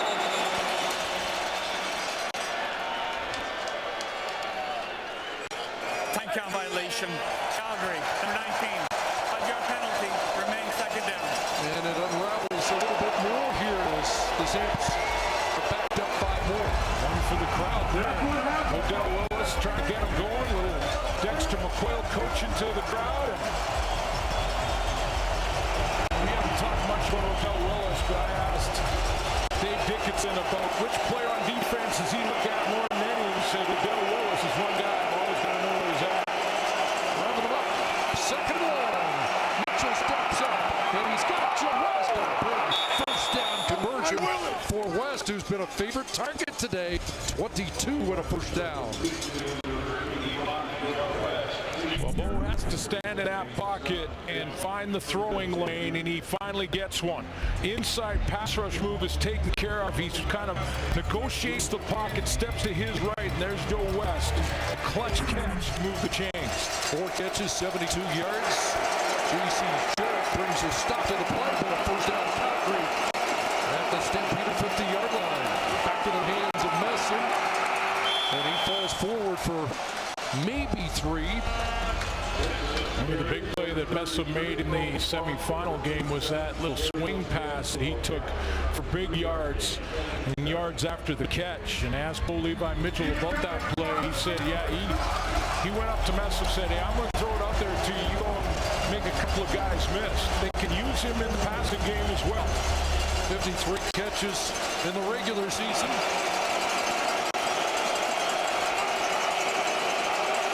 Second and 7. 4 receivers right side. He can make way, but short hops it. Not sure if that wasn't tipped. And the punt team has to come on again. And second and 7. Play action. In this, when you're down like this, is not really going to sell too many of this defenders, or at least it shouldn't. You remember Chris Jones talking to Ryan at halftime? He said, we've got to be better against play action. And what he got there was J.C. Sheriff dropping underneath receivers and forcing Bo to throw it to the sideline. Good boot by Maver, 47 yards. Kimball Lawrence trying to get outside and runs out of room. Duran Mayo angles him out. So we mentioned Mike Riley in his last game, November 1st, was 82.9%. Over 80% again here. One more. With impressive numbers. We're going. Just 45 minutes in. Well, for those 8 starts in the back half of the season, over 300 yards passing the final 3 games.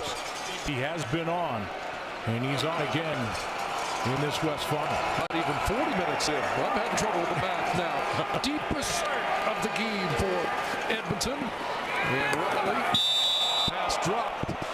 And there it is. Bowman with drop, and there's usually 1 in the game. Yep. As good as he is.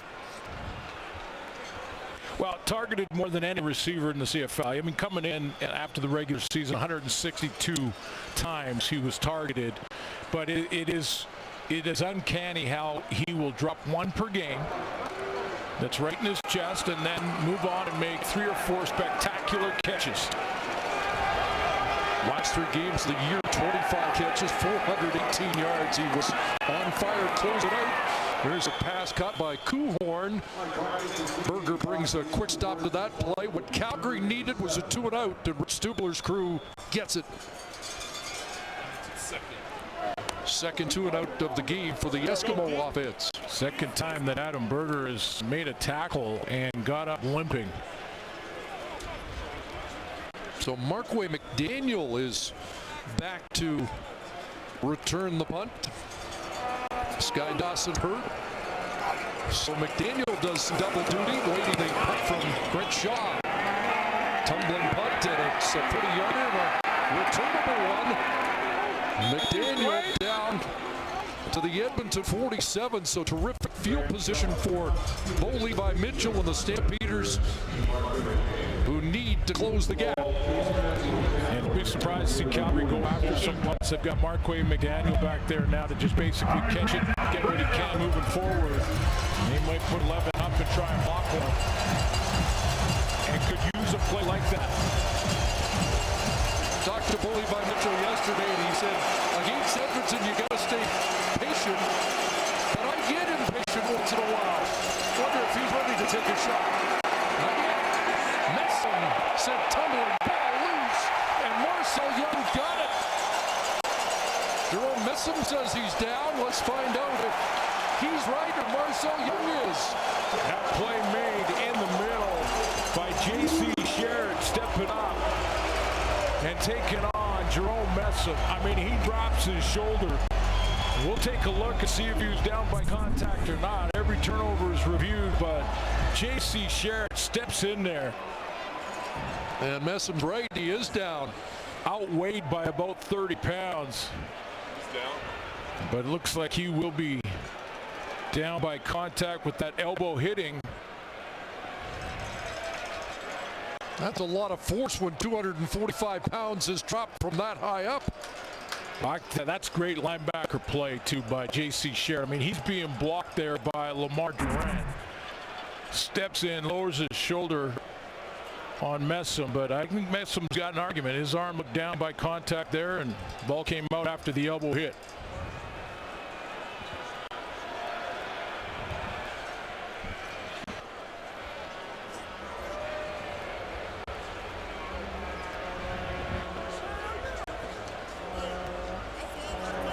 So we await the ruling from the command center. The only part of the running back that can go down without being down by contact is the hand, the offhand. So there's the hit by Sherritt.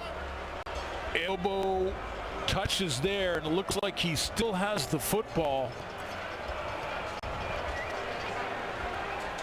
An elbow and forearm hit the ground, then the shoulder. Here's a look that you haven't seen. It's been determined that the Calgary player was down with contact at the 42-yard line. It will be second down. Don't like it here, but that was the correct call. So instead of a turnover, it turns out to be a gain of 5 yards for Messon. And you just saw John Hufnagel there trying to tell Levi Mitchell, get things going in and out of the holiday. Time is their enemy now, too. Just looking at field position. Are we in 3-down territory yet, or is it 2-0? Almost. We're in that bubble right now. Second and 5.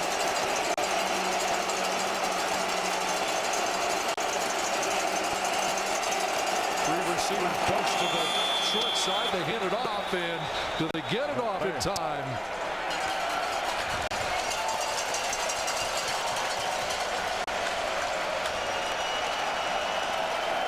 Procedure.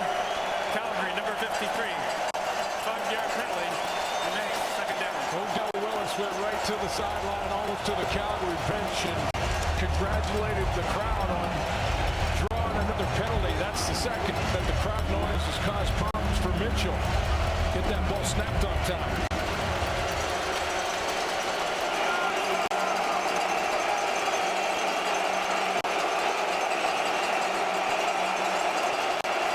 Second and 10. Mitchell crosser, Joe West. Bobbled the football, and he'll take the hit short of the first down. Not sure he was going to get there anyway, but that double clutch looked like it cost him yards. Hufnagel's going to go with points. Still got a full quarter. So it says just on the bubble. Get it to a 2-possession game, and this is a good decision by the 100-win head coach.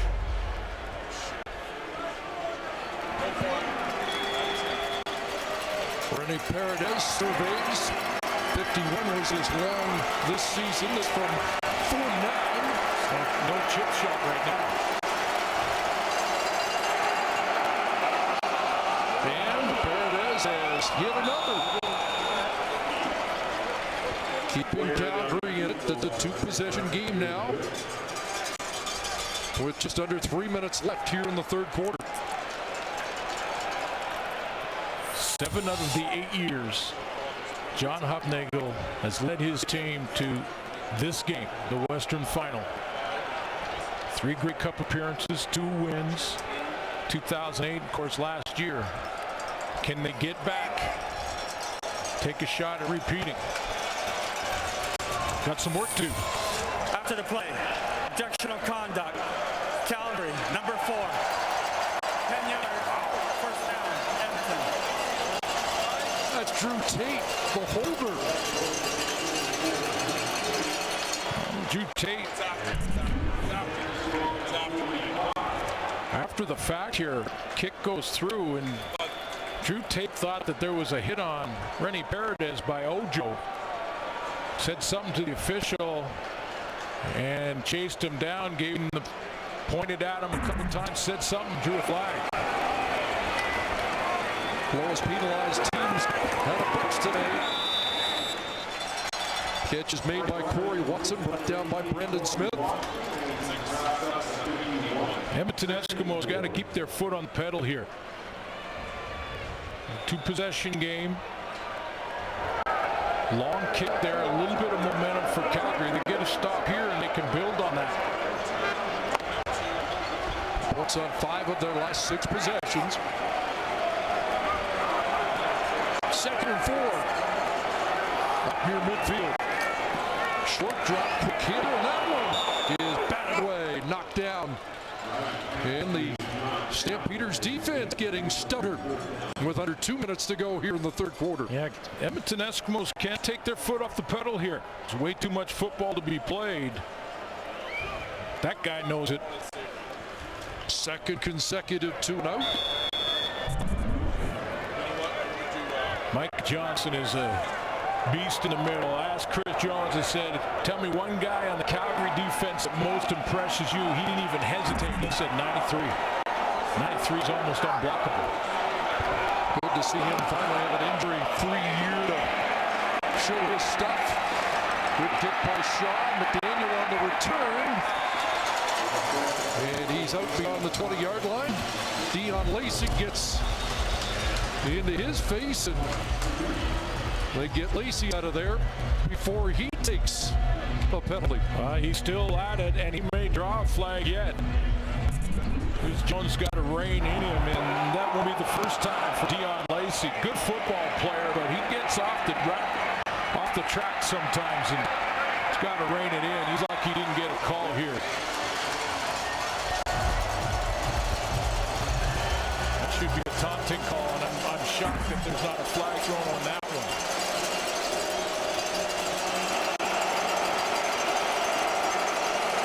At the 44. Faked Messi. And now on a roll. Pressure on from Odell Willis. And Mitchell's got to throw away. John Ojo had Joe West covered down, and he could not, Joe West could not shake him. That's the guy that Bo was waiting on. But John Ojo just shut the door. All-star in his rookie season. Watch how he covers down on Joe West here, and he just gives him nothing. He sits on this little curve, then he goes with him on the go road, and finally both Levi Mitchell is thrown away. Eric Rogers playing so far. 2nd and 10. Running out of time, gets it away, and it's intercepted. The Foster's got it. In and out of the hands of Anthony Parker, and Foster, touchdown, Edmonton.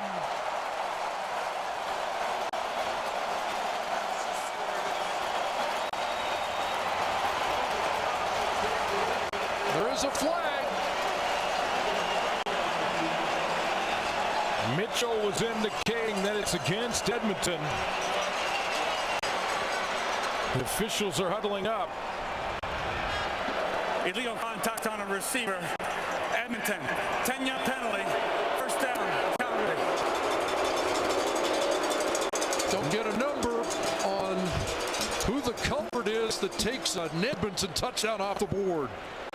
Looked like the hit where the ball was thrown was on time, and a good hit there by Dexter McCoyle. Ball popped up to Otha Foster.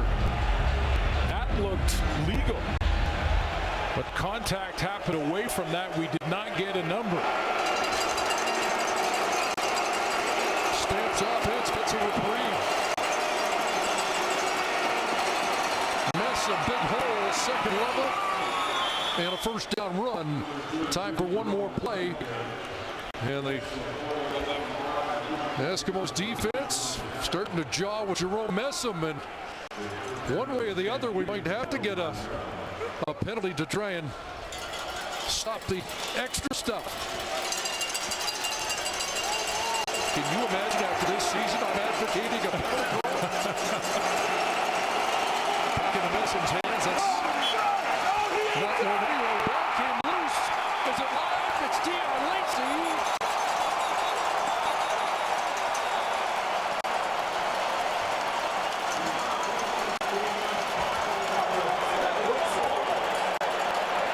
Looks like it was ruled down, but Chris Jones may be challenging. And that ball's popped loose 4 or 5 times today, and this time the Eskimos might win one of these challenges. Take a look and see if Jerome Messam is down. Hits the line of scrimmage here. That ball's out. That ball is out, and it is recovered immediately by Dion Lacey. You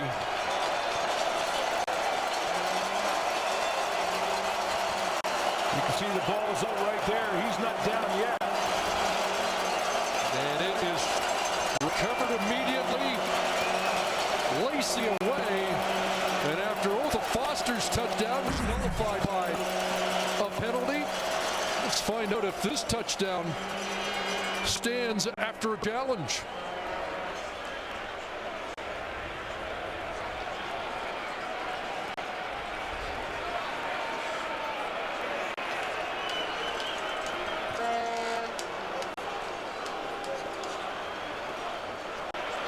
Messam was ruled down.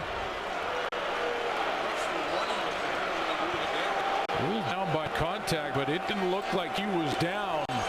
When that ball popped out of there, you saw the ball on its way to the ground before Messam was down by contact, and I didn't hear a whistle that stopped the play before then.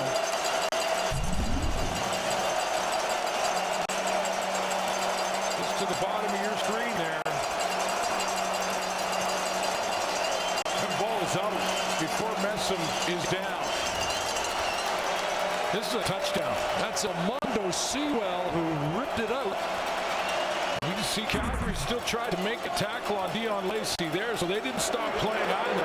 This is an Edmonton touchdown. And it was an immediate recovery.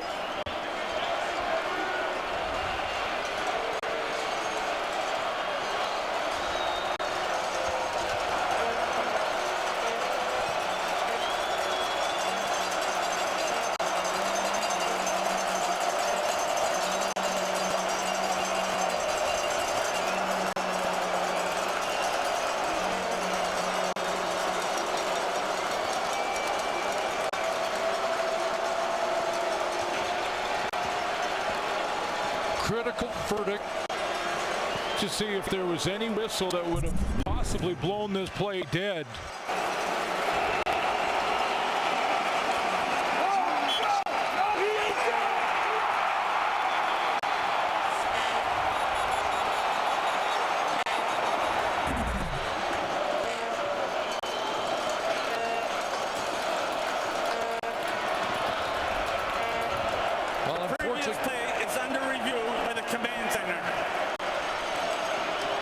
Unfortunately for Calgary, a whistle can't.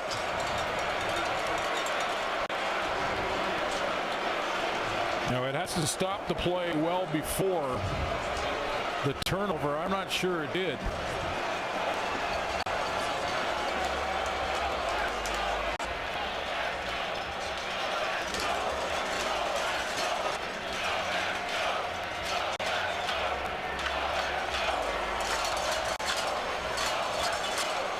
Bottom line here is that Jerome Messam wasn't down. Yeah, I'm not sure why this is taking so long, but it is a critical call. And that ball was recovered immediately, because that's also factored in.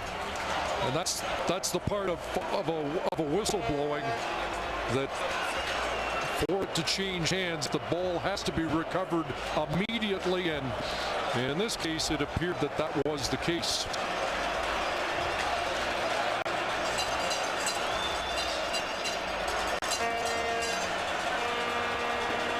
Doesn't look like Chris Jones got the answer he wanted on whatever was being explained to him there. This has gone to the command center now, of course. This would be a great escape for Calgary if it goes their way. Well, I'm not sure how it can, but by the length of time they're taking to make this ruling, you wonder what else they're looking at, because you know it appeared pretty simple. I mean, Jerome Messam hit the line, was spun around, not down, the ball came out, Lacey recovered immediately. Well, it's a 5-minute review so far.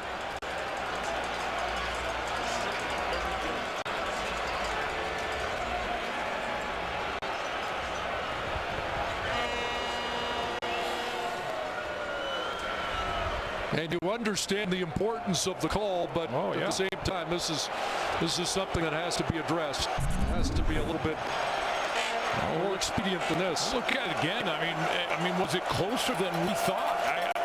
I don't think it was. I mean, there's the ball out, and then he touches well after that. I mean, Jerome Messam's backside is not on the ground yet, not there, and you can see the ball right there is out and loose.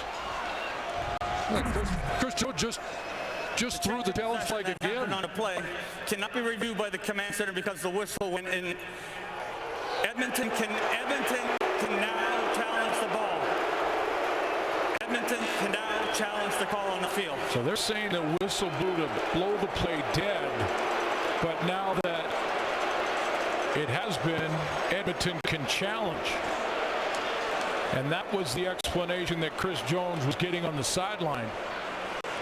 Thought we were long past that, but now the challenge is in effect.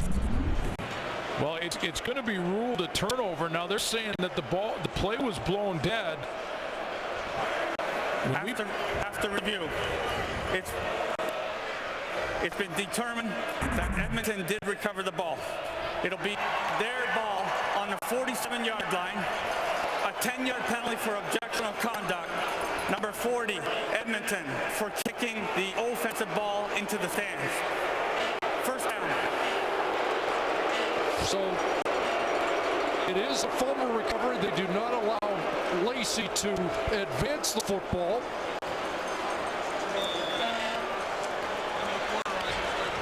And after all that, the third quarter comes to an end.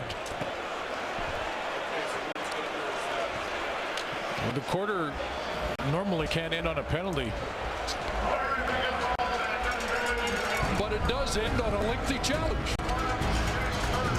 Edmonton football, when we come back, the Eskimos with a 16-point lead heading to the fourth quarter.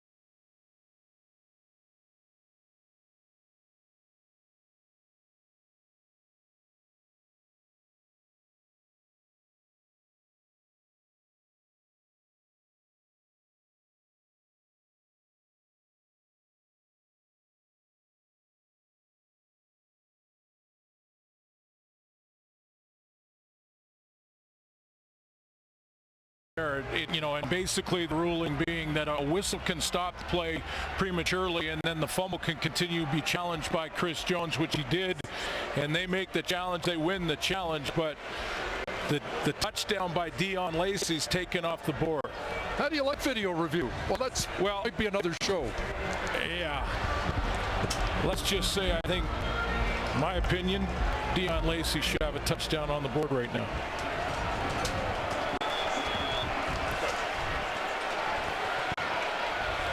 Eskimos take over on their own side of the half around the 54-yard line, and Mike Riley going to work, going deep. Derel Walker, touchdown. Well, that didn't take long. 57-yard touchdown strike.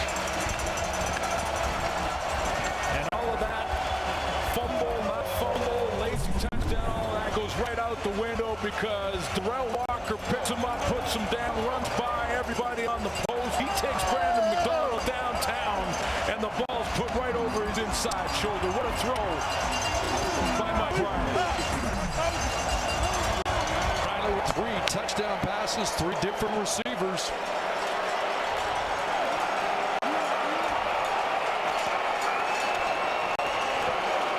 Got the defending Grey Cup champions on the ropes.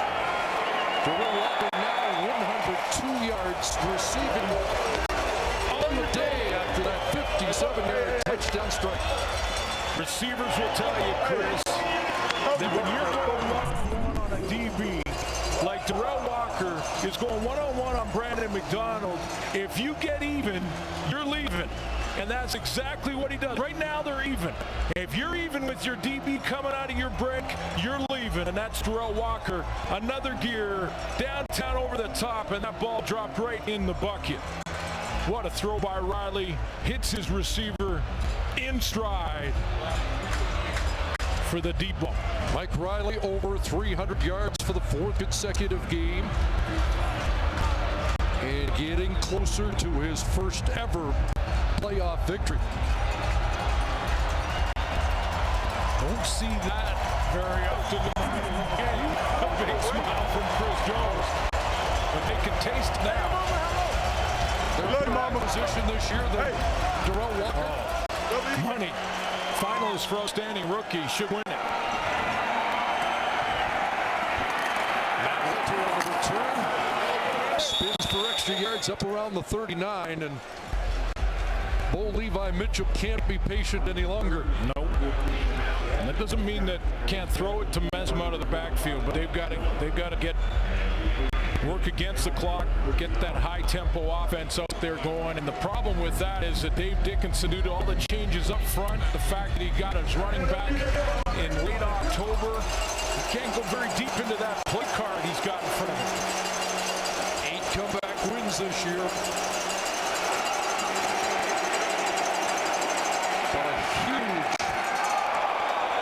Climb ahead of them in a pass for Eric Rogers in a crowd, incomplete.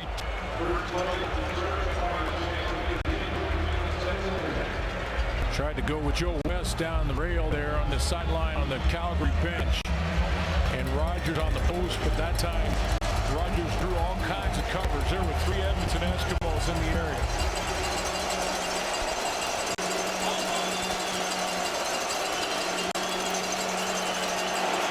Second and 10, here comes pressure. Mitchell stands in, fires, intercepted. Picked up by Dexter McCoy, last year's Rookie of the Year.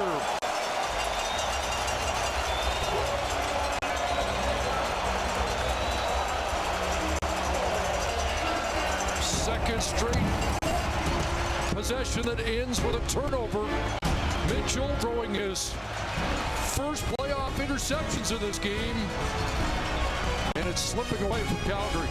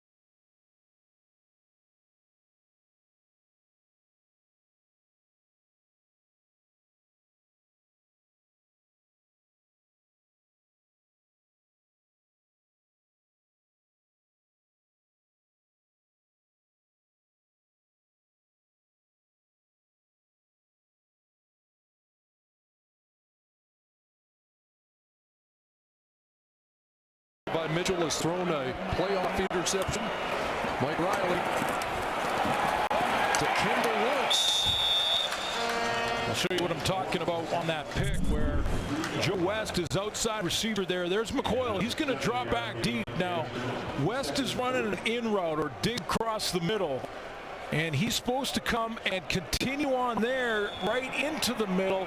And you can see he puts the brakes on and Dexter McCoyle jumps the route.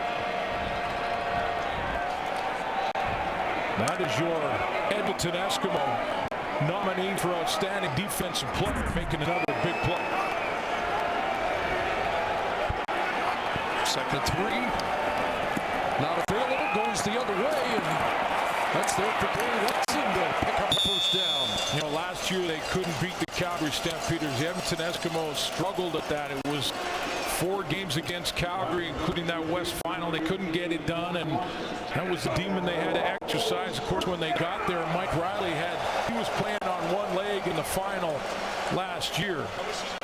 So it wasn't the Mike Riley we're used to. They're all healthy. You saw the jump in their step.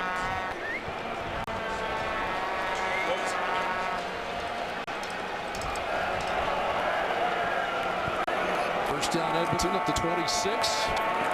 To Shavers, Junior Turner on the rush, and Derel Walker picks it off his shoe tops. Another catch for 87, and another Edmonton first down. He just makes it look easy now. I mean, he just reached down casually and made a very difficult catch look routine. Riley's going to buy himself some time. He's thrown on the run. The ball kind of dies on him, but no problem for 87. Up to 120 yards receiving in his first CFL playoff game. So first and goal from the 9. 4 receivers wide side. Quarterback drop. Mike Riley. Touchdown.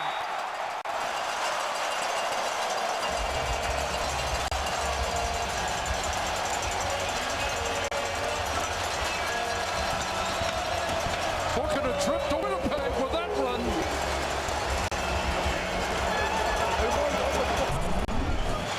It opens up for him. We haven't seen it all game because he hasn't to. He stayed back in the pocket, worked to Adarius Bowman. Derel Walker got the passing game going. It opened up right down Main Street for Mike Riley. Parents are here, so is his wife. He's trying to get that ball to the family. And that's the completion. Another completion. That's the front row to just sit down for a second. Had to throw it behind coverage there. Edmonton's got a catch. Extra points.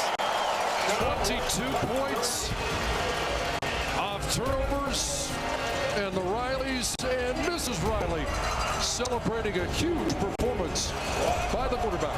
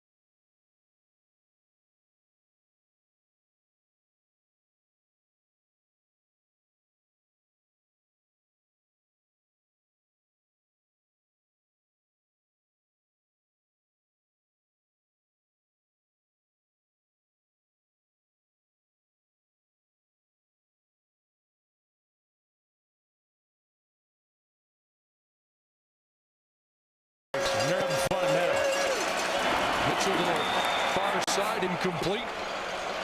Trying to hook up with Anthony Parker. Be 2nd and 10. Team that lost 12 straight to Calgary. Mike Riley said, "Brother used to pick me up within one day. I got him, and once I got him, we never fought again." Well, the fight will continue, but the Eskimos poised to win their 3rd straight after all of that futility against the Stampeders. Levi Mitchell's got Eric Rogers in flight. Touchdown. And the Champs answered back with a 66-yard touchdown. And, well, you'd expect it. Yeah, they're not going to just lay down and let the last 10 minutes and 30 seconds run off the clock and just say, hey, good luck, Edmonton in the Grey Cup. They're going to keep battling all the way down to the final whistle. This is Levi Mitchell. He gets lots of time, and he just steps up there, and he just bombs one down the middle. And Eric Rogers in behind everybody. 3 catches, 117 yards, and now 5 playoff touchdowns for Eric Rogers in 3 games. They'll go for 2 here. Eric Rogers said next time they're inside the 5, they're going to give it to Messi. We'll see if they do that.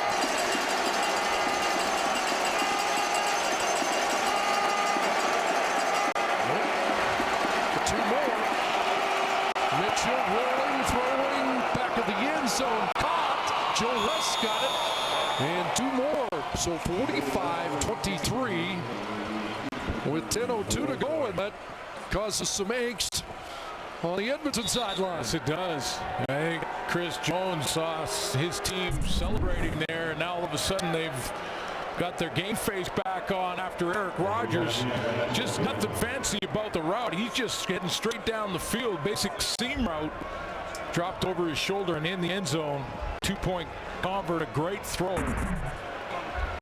to throw Joe West open. Well, that's 1, but they need 3 more. Yeah, no question. It's a steep hill to climb here for Calgary, but they're not. They're going down swinging anyway. Boy, when you consider there were 23 points scored in the first meeting, the highest scoring game was a 43-point game, 26 in their last meeting, and we got 68 on the board, and Chris Jones. He just reminded his entire team to look up at the clock. There's lots of time. No lead is safe. Has been one of the sayings for the Canadian Football League for some time. But a lot of work to be done, and they need to stop immediately. The Calgary Stampeders.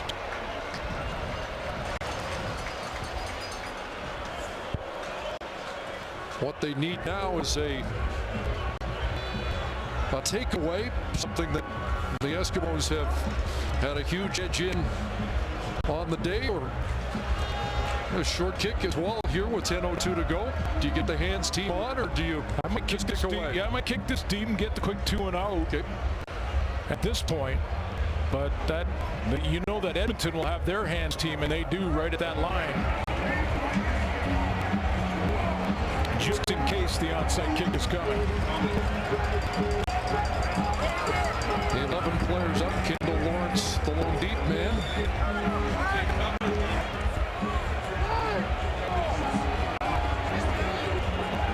A swim kick down around the 35 might be interesting. He kicks it deep, and Lawrence bobbles the football.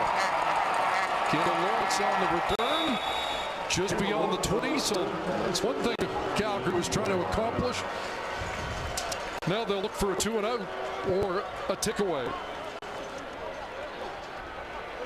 Now Rich Stubler is likely going to dial it up and try and just put as many up on the line of scrimmage as he can. Load the box, try and, no matter if Mike Riley goes to a run game or tries a quick passing game, he's going to try and get pressure in his face immediately. They've absolutely got to get the 2-0 now.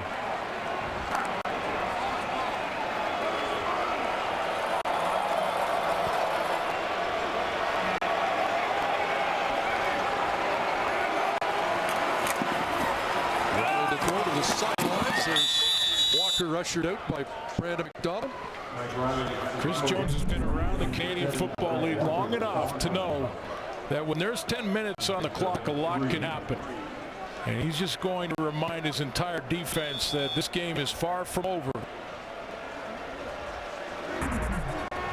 There wasn't one guy who was going after there. It was the entire group.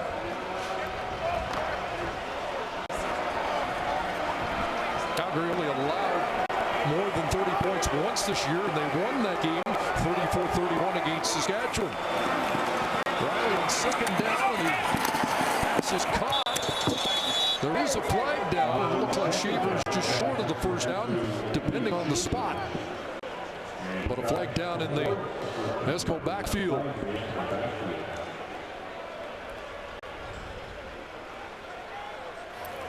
Holding Edmonton, number 64. 10-yard penalty, remains second down. That's Andrew Jones in at left guard for Simeon Rotier.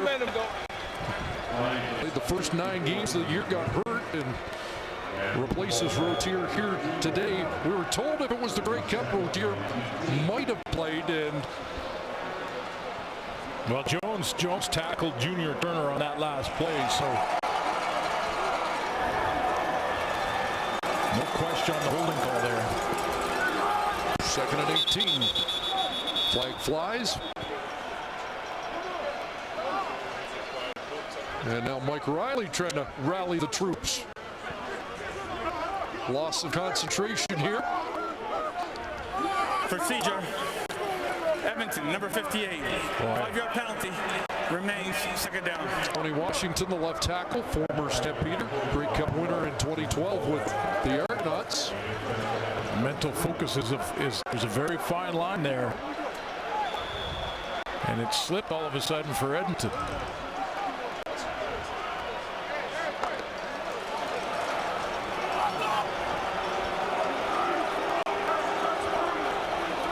So 2nd and 23. Low shotgun snap. Riley at his goal line. And throws incomplete with pressure on. And Calgary's going to get the ball back with good field position. Chris Jones doesn't like the fact that he's probably now going to have to give up the safety.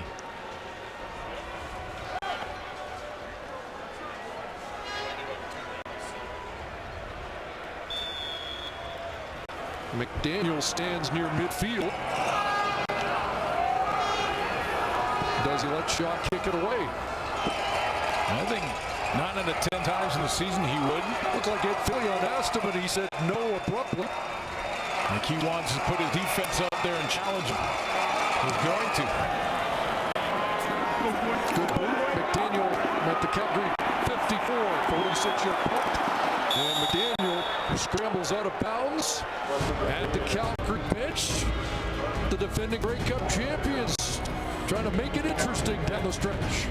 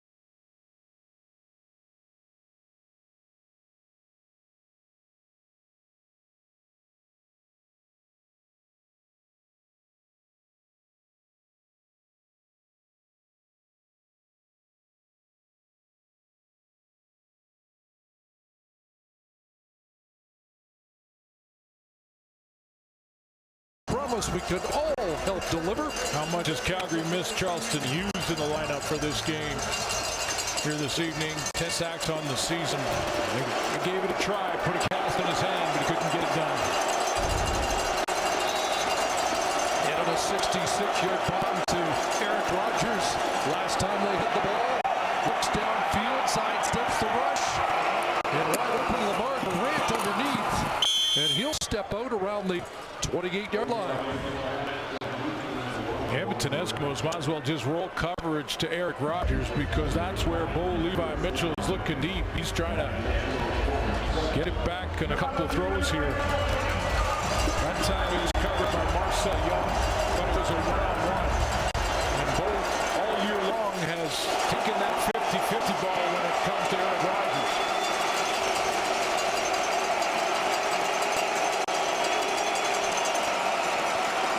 Underneath the cross to the west, his north. And at the 20-yard line has a pickup of about 9 yards. Got to use that clock, get up over the ball. Calgary sort of taking their time to the line of scrimmage. Again, they got to get the call communicated to that offensive line up front. Short yardage. Usually you see Brian Moniz come in, but Mitchell stays in the game. Tell you what, a touchdown here in that decision desk was way too quick. But this is valuable time that I'm a little surprised that there's not a little more jump in the step from Calgary to get in and out of this huddle as quickly as they possibly can. Now they got to make sure everyone understands what the call is. One breakdown and it costs you, but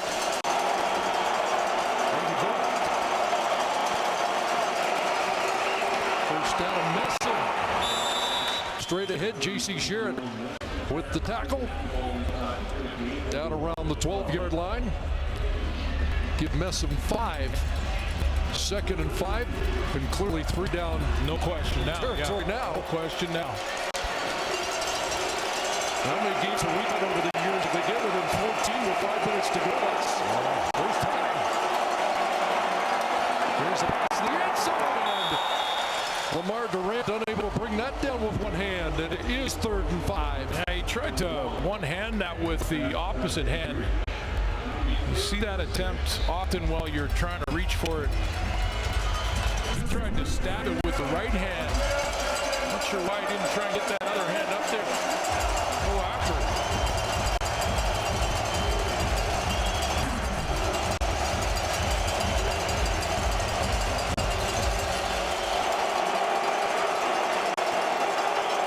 Fans have disrupted and led to a few penalties today. He pick it up again. They just get it up. 45. No, they did not.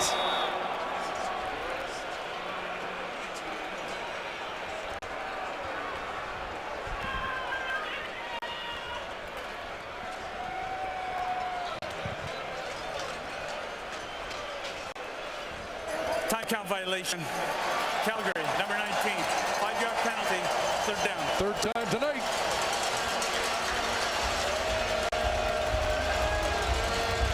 Home field advantage. That's how important it is to fight for the bye in the final at home field. Those are big calls. 3rd and 10.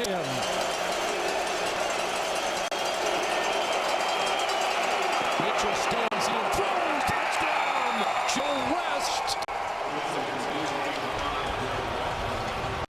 And the champs are not going quietly into the night. Oh, they're not. They are not. And from some celebration on the Edmonton bench to game faces back on in a hurry. Calgary will go for 2 again. 8 catch, 106 yards for West in the game. Best team in the league at the 2-point convert during the regular season, over 75%. Don McDaniel, a record setter in that department. Can they get it within 14?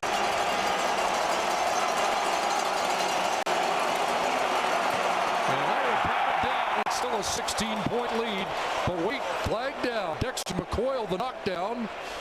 but it's a penalty against Edmonton. Rough play. Came down with made contact with the helmet.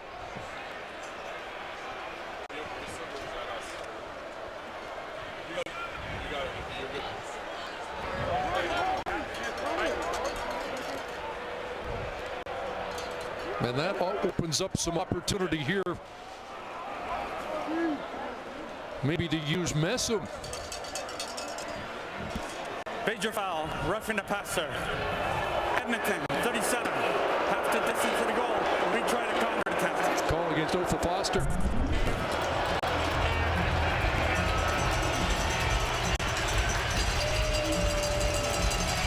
Ball gone.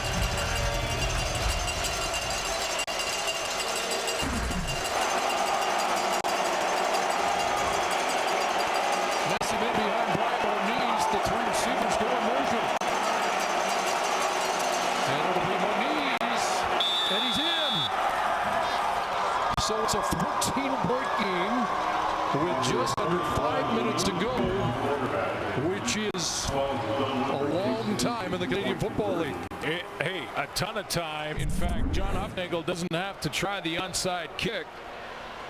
Moniz takes it to the left side of that rebuilt offensive line that's done a nice job in this game. And the defending champs are fighting back here.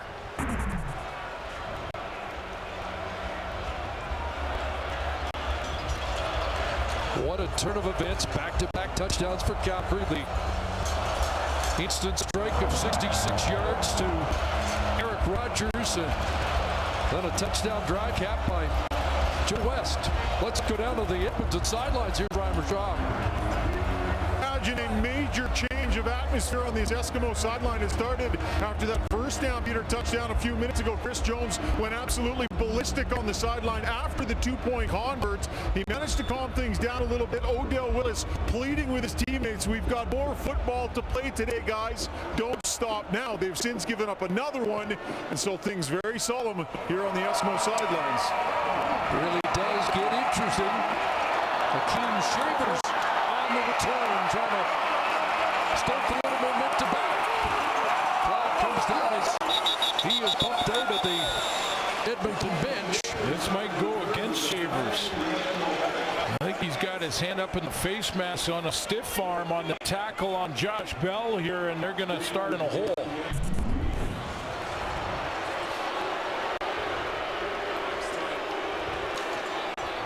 There's that right hand up in the face of Bell.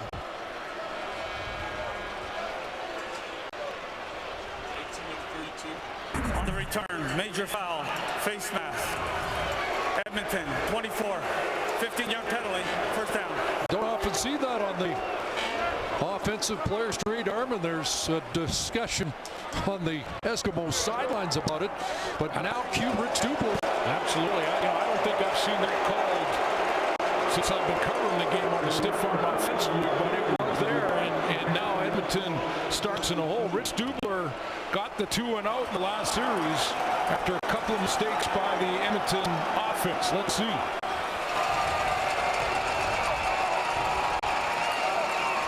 Riley hands it off. Schaefer straight and hit Derel on first down. Good call on first down. Settle things down a little bit. Get those offensive linemen to lean on their front hand and go run block. Get some good production on first down and start to get back into that offensive rhythm. You're moving the chains. Stampeders calling the timeout right now. 2nd and 2.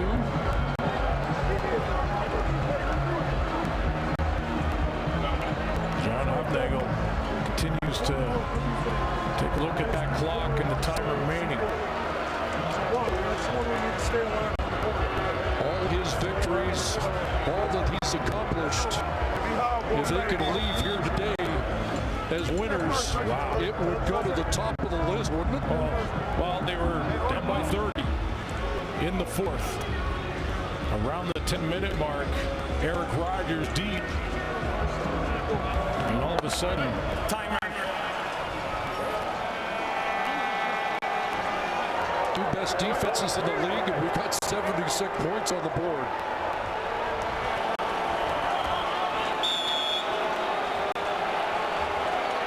The old CFL game returned today. Sought in Ottawa.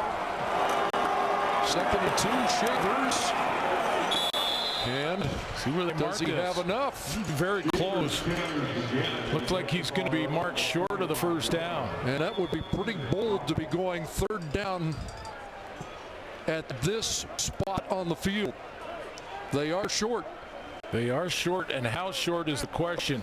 Although if there's anybody bold enough to gamble 3rd down, it's Chris Jones. Yeah, they're so short that the officials called for a measurement. The coaches can't do that. The rule change this year. So we'll take a look and see how far they have to go and whether or not Chris Jones is going to go ahead and try and get that. Oh, baby, there. And leaving the drama. Yeah, leaving the offense out there.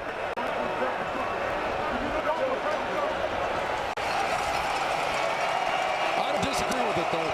Do you? Inside a yard? I don't either.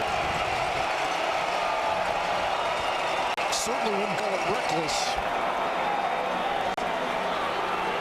We're talking half a foot. But a little sliver of light for Calgary if they can come up with a stop. Good surge. Justin Sorensen, Matt O'Donnell.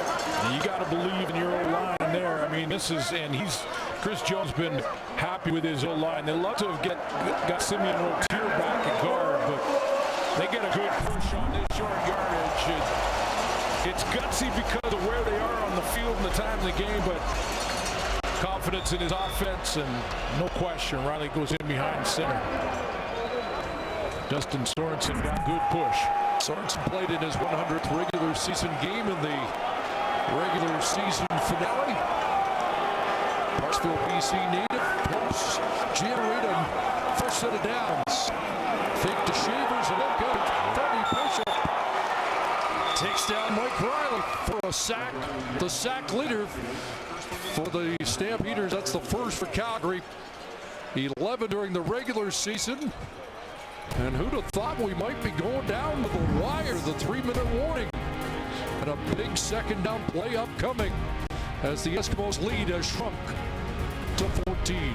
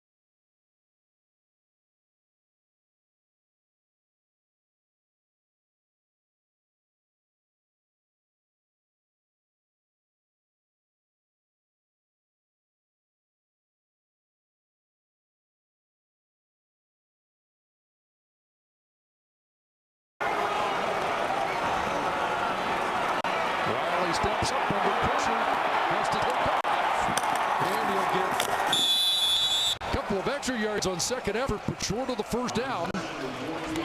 Clock stops, and they'll have to punt. And when he went out of bounds, stopped the clock, so give the ball back to Calgary.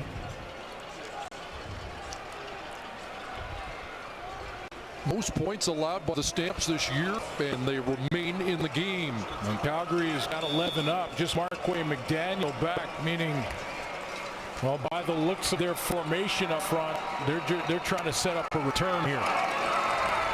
Not loading up to try and block this. Do have one block punt this year, but as you mentioned, looks like they're setting up the return. McDaniel stands around the Calgary 36-yard line. Maybe not. They're coming. Here they come. And shot just got away.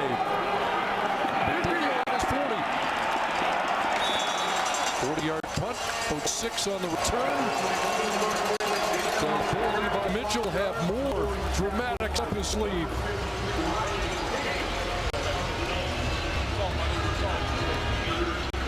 You can bet the Edmonton Eskimos are, especially in the secondary, are going to back off. Linebackers will probably be 8 to 12 yards deep. DBs around 10 to 12, 14 yards deep. Want everything to happen in front of them.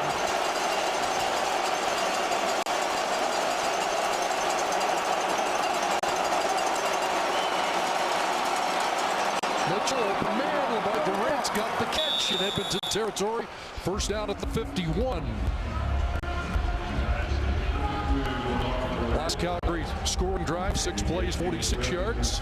You see Chris Jones just there. He said, get up. He wants his DBs to get up and play normal football. He doesn't want them dropping off. As I mentioned, they're about 10 yards deep right now. You can see them. First down.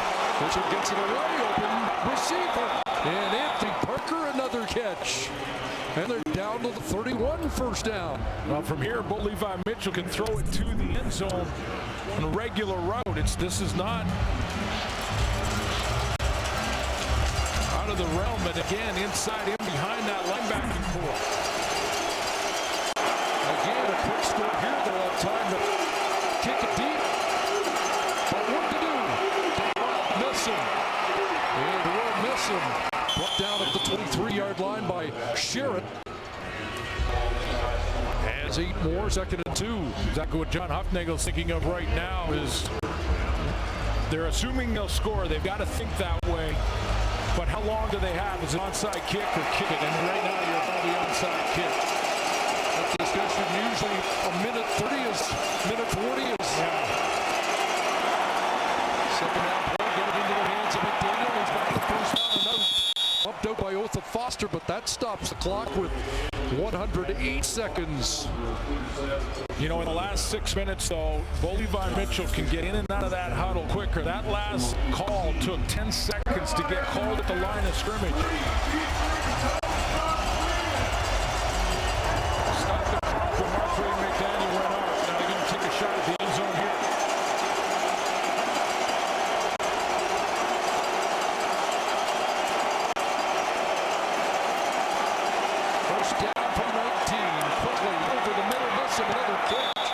Took a big hit from J.C. Sherritt, and Messam is not getting up immediately. You can tell by the way his arms kind of relaxed outside that this is. He took a big shot from J.C. Sherritt. Likely concussion here.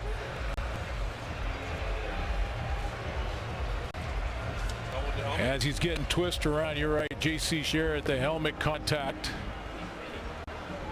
Unintentional by Sherritt, who's they've been battling in this game, those two guys, J.C. Sherritt and Jerome Messam. Spun right into the contact. Messam 245, J.C. Sherritt 218, and Messam stays down. While Jerome Messam gets attention, he takes the spot of John Cornish, who has been sidelined by another concussion, and really I'm not sure if we're going to see John Cornish. He's got decisions to make at the end of the season about whether or not he'll be back. Well, he's accomplished almost everything you can in Canadian football. He's been the outstanding player, an outstanding Canadian, league's leading rusher, and of course Grey Cup champion. And there is all kinds of speculation that it might be it for John Cornish. I think I speak on behalf of all football fans, whether you're a Calgary Stampeder fan or not. You hope that he can come back and is healthy, and we get the chance to see John Cornish play again. But those will be up to Cornish and medical staff to make that decision on the sideline, and Messa makes his way to the bench. He'll have to go through the concussion protocol. But with Cornish sideline, what an acquisition it was to get Jerome Messa, who told us yesterday, I'm a free agent and I love it in Calgary, but I got to wait to find out what Nook 9's going to do before I have to make a long-term decision. Second and 5, Matt Lavertu in at running back. And it's dumped off underneath, and Walter stopped, and there's Sharp there again, make the play. When Messam got to the sideline, Chris, it was 148. They didn't snap the ball there until 132, and John Huffnagel's got to call his timeout now. I think he and Dave Dickinson, before that last play, were yelling at Levi Mitchell to try and get the ball snapped as quickly as it could. He's like, hurry up, let's go. We're wasting valuable time here. Got to score twice. That's the ball. Messam was getting attention, but well, I'm sure Dave Dickinson called the play. He needed to get it snapped.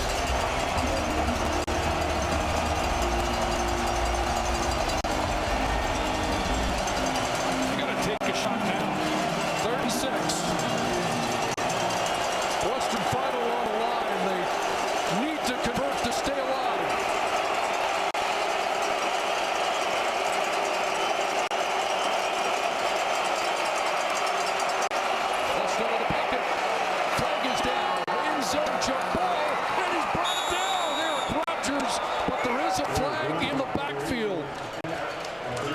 It's coming back. Amando Sewell in the middle, got up immediately and looked at the official as if he was tackled or held by John Estes. Hands to the face. Calgary, number 56. The 10-yard penalty remains third down. Well, it is 66 the call, and it takes a touchdown off the board. Amando Sewell off the middle. Hand up in the chin and tackles him. You can see the left hand. It takes a touchdown off the board, and that's it. The third line coming in was the O-line. They've done a pretty good job, but otherwise there would have been a Miracle Rogers catch. Calgary needs a miracle now. 30-16. Mitchell throws end zone and incomplete. Turnover on downs.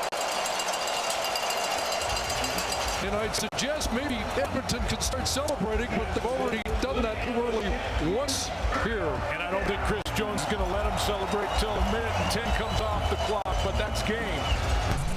It came down to this throw, and Levi Mitchell put his hands in the air as if he was confused as to why his receivers didn't go and try and get that. It's almost like Marquay McDaniel thought it was for Lamar Durant and vice versa, and Mitchell thought, come on, guys, let's go.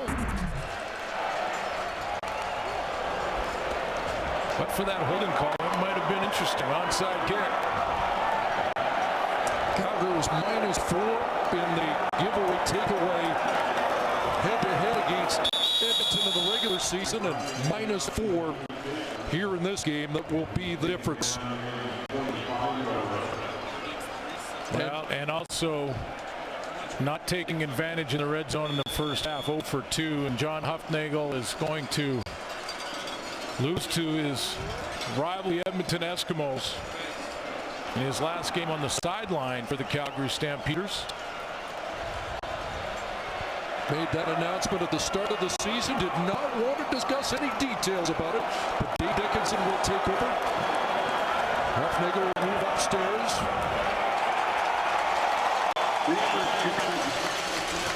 And what a successful coaching career. Mike Benavides is on the sidelines. Your thoughts on what Huffnagel's done?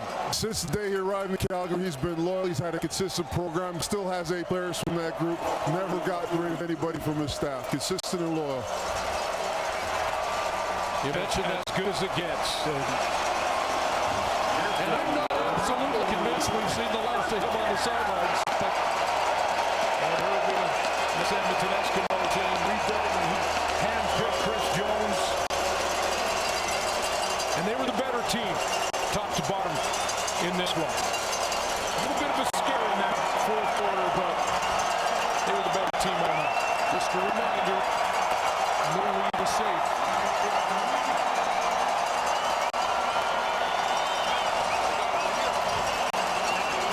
Hard to believe it's been 10 years since they have been to the Grey Cup. But they're headed for a matchup against the Ottawa Red Blacks.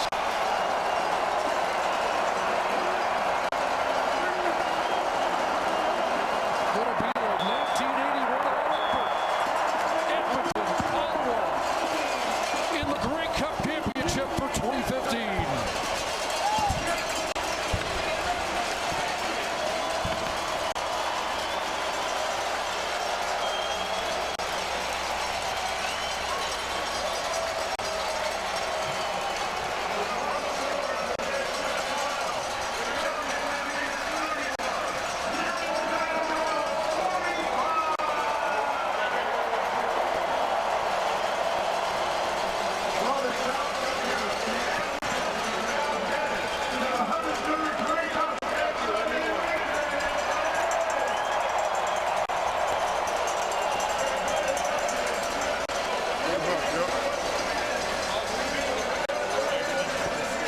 First career playoff victory for Mike Riley.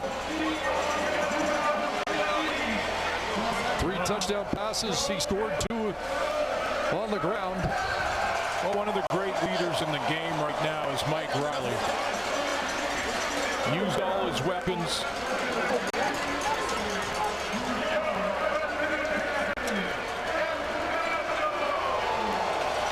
Let's head down to the field, and here's Ryan Rashog.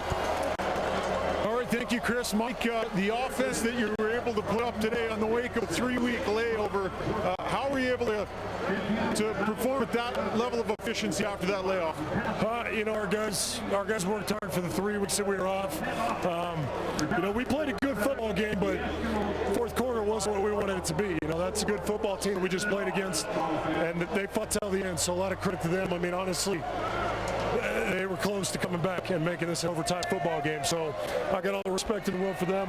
But, you know, we came out and played a good first 3 quarters, so we played for 4 quarters like we played for 3. We'll win the next one. I know you don't like to talk about the past a lot, but how much did last year's loss against this team motivate you guys on this day? I mean, that's a game we think about a lot. You know, we try not to think about, you know, last year and we move on, but all off season, you know, that was a long 6 months to sit on that one. And, you know that it ended that way. And to be honest with you, we weren't ready to win that game. And this year we were. Mike, you got injured earlier on this season, missed, you know, the first half of the season. You come back, you win 9 straight games and play at a clip that is impressive. Did you think you would be able to get to this level this year after that injury? Well, I mean, you know, I just feel blessed. I feel blessed to be back playing. I love playing with my team, you know, and it doesn't matter if we got this place packed or if we're up at Clark in practice. I love being around those guys. I love playing with them, so I'm glad we get one more week like that. Heading to the Grey Cup, the Ottawa Red Blacks, the team you're going to face. A thought on that matchup? I didn't even know who we were playing. I was so focused on this game, I didn't hear the score.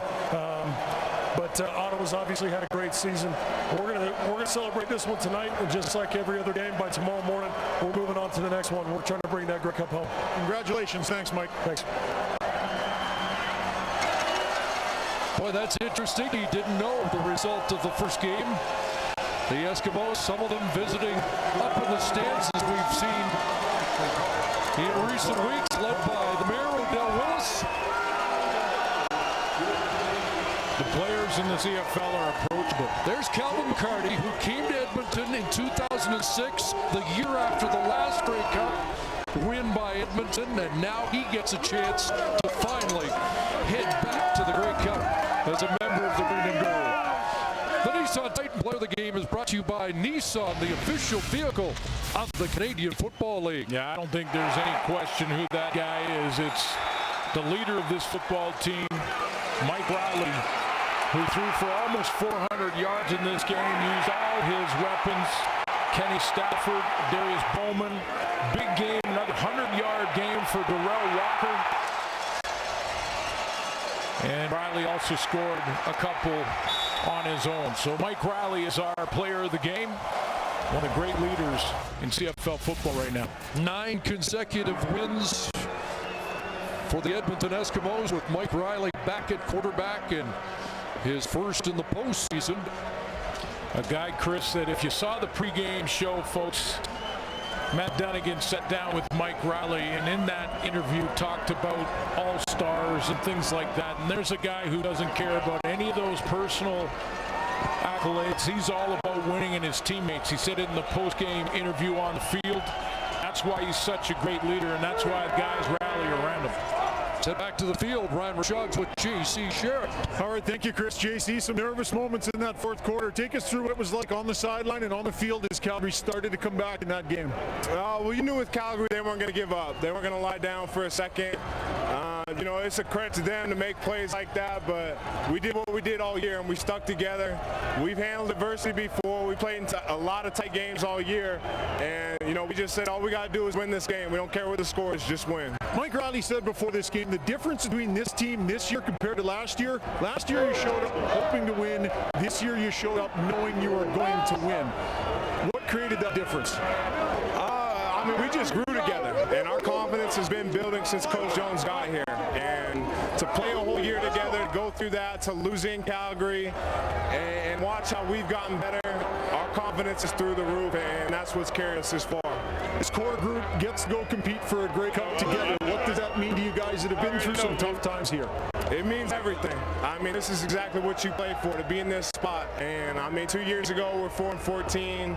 And for everybody to go through that, to stick together, and for our fans more than anything, to get them that Grey Cup appearance, feels great. Quick thought on Henry Burris and the Ottawa Redblacks.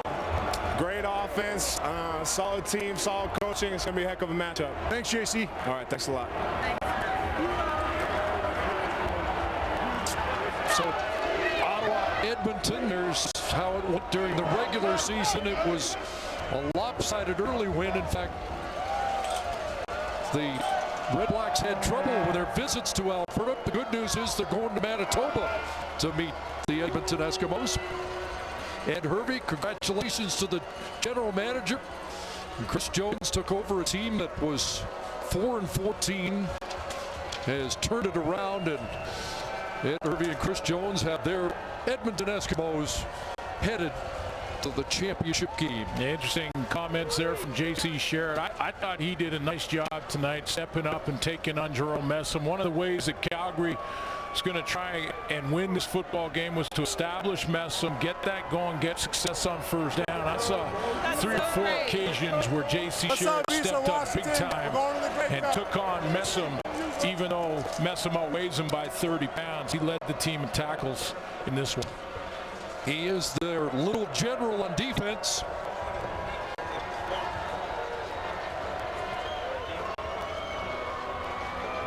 In 3 regular season games, there were 7 touchdowns between these two teams. And I'm going to do some math. I think there were 7 in this game, 45-31. I don't think anybody saw that score coming between these two teams. Let's go back to Ryan with the Adarius Bowman. Darius heading to a Grey Cup with this core group of guys that have gone through some tough years. What does this mean to you to be in this moment now? Oh, man, words can't even explain it, man. It's all this behind me right now what got me so excited. But, man, hey, my hat's off to my team. We did a great job this year, and we came out today and we was the better team. So, man, hey, we're going to celebrate tonight, but then we're getting ready for this Grey Cup next week. Darius, can you describe the job that Chris Jones did over a 3-week layoff to keep this team sharp, how he was able to do that? The best word is professional. Without him, man, I swear our team wouldn't have the success that we have.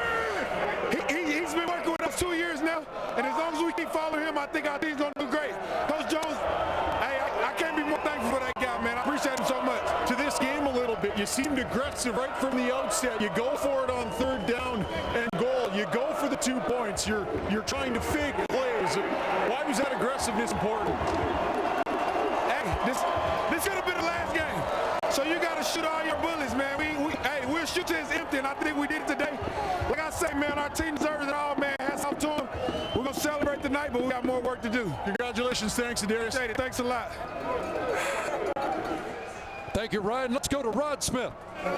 Thank you, Chris. Ladies and gentlemen, congratulations to the 2015 West Division champion Edmonton Eskimos.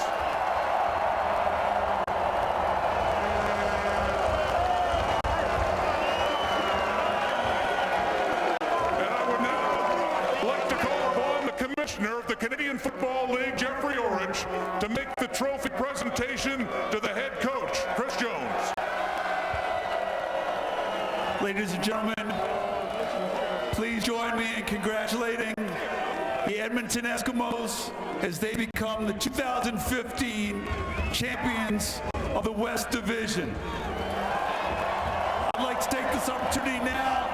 It's my pleasure and my privilege to present the trophy to Coach Chris Jones and the entire Edmonton Eskimos staff and team. Congratulations, and I'll see you in Winnipeg next week.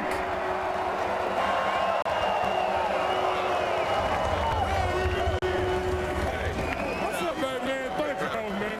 Thank you, man. Chris, congratulations.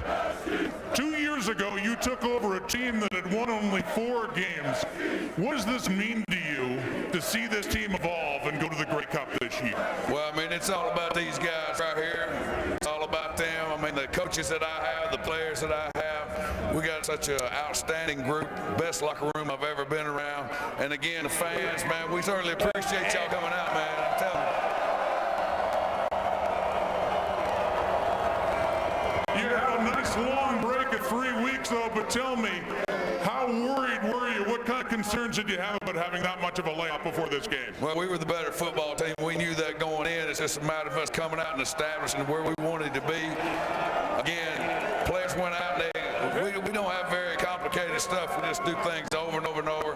They believe in what we're doing, and they play fast, and they're awful fun to watch when they're playing hard. Is it even sweeter beating the team that denied you a chance to go to the Grey Cup last year? It wouldn't have mattered who was here, but it was certainly good. Again, it's our time, and we want to go over there and Winnipeg play our A game, see what happens. There's another team earlier in the day that made a remarkable turnaround. In just their second year, the Ottawa Redblacks are going to be your opponents next week in Winnipeg. What are your thoughts on that team and the way they've improved? Well, I mean, Rick Campbell, I mean, you got to give hats off to him and their coaching staff, Marcel Desjardins, putting that team together. They've done an outstanding job. Again, we're a good football team, too. We look forward to going over there and playing them. We'll see you in Winnipeg. Good luck, Coach. Okay, I appreciate it. Hey, look here. Hey, tap, baby. Tap. Chris Jones, head coach of the victorious Edmonton Eskimos, going to Grey Cup 103 next week. Chris? Can we test it? All right, Rob.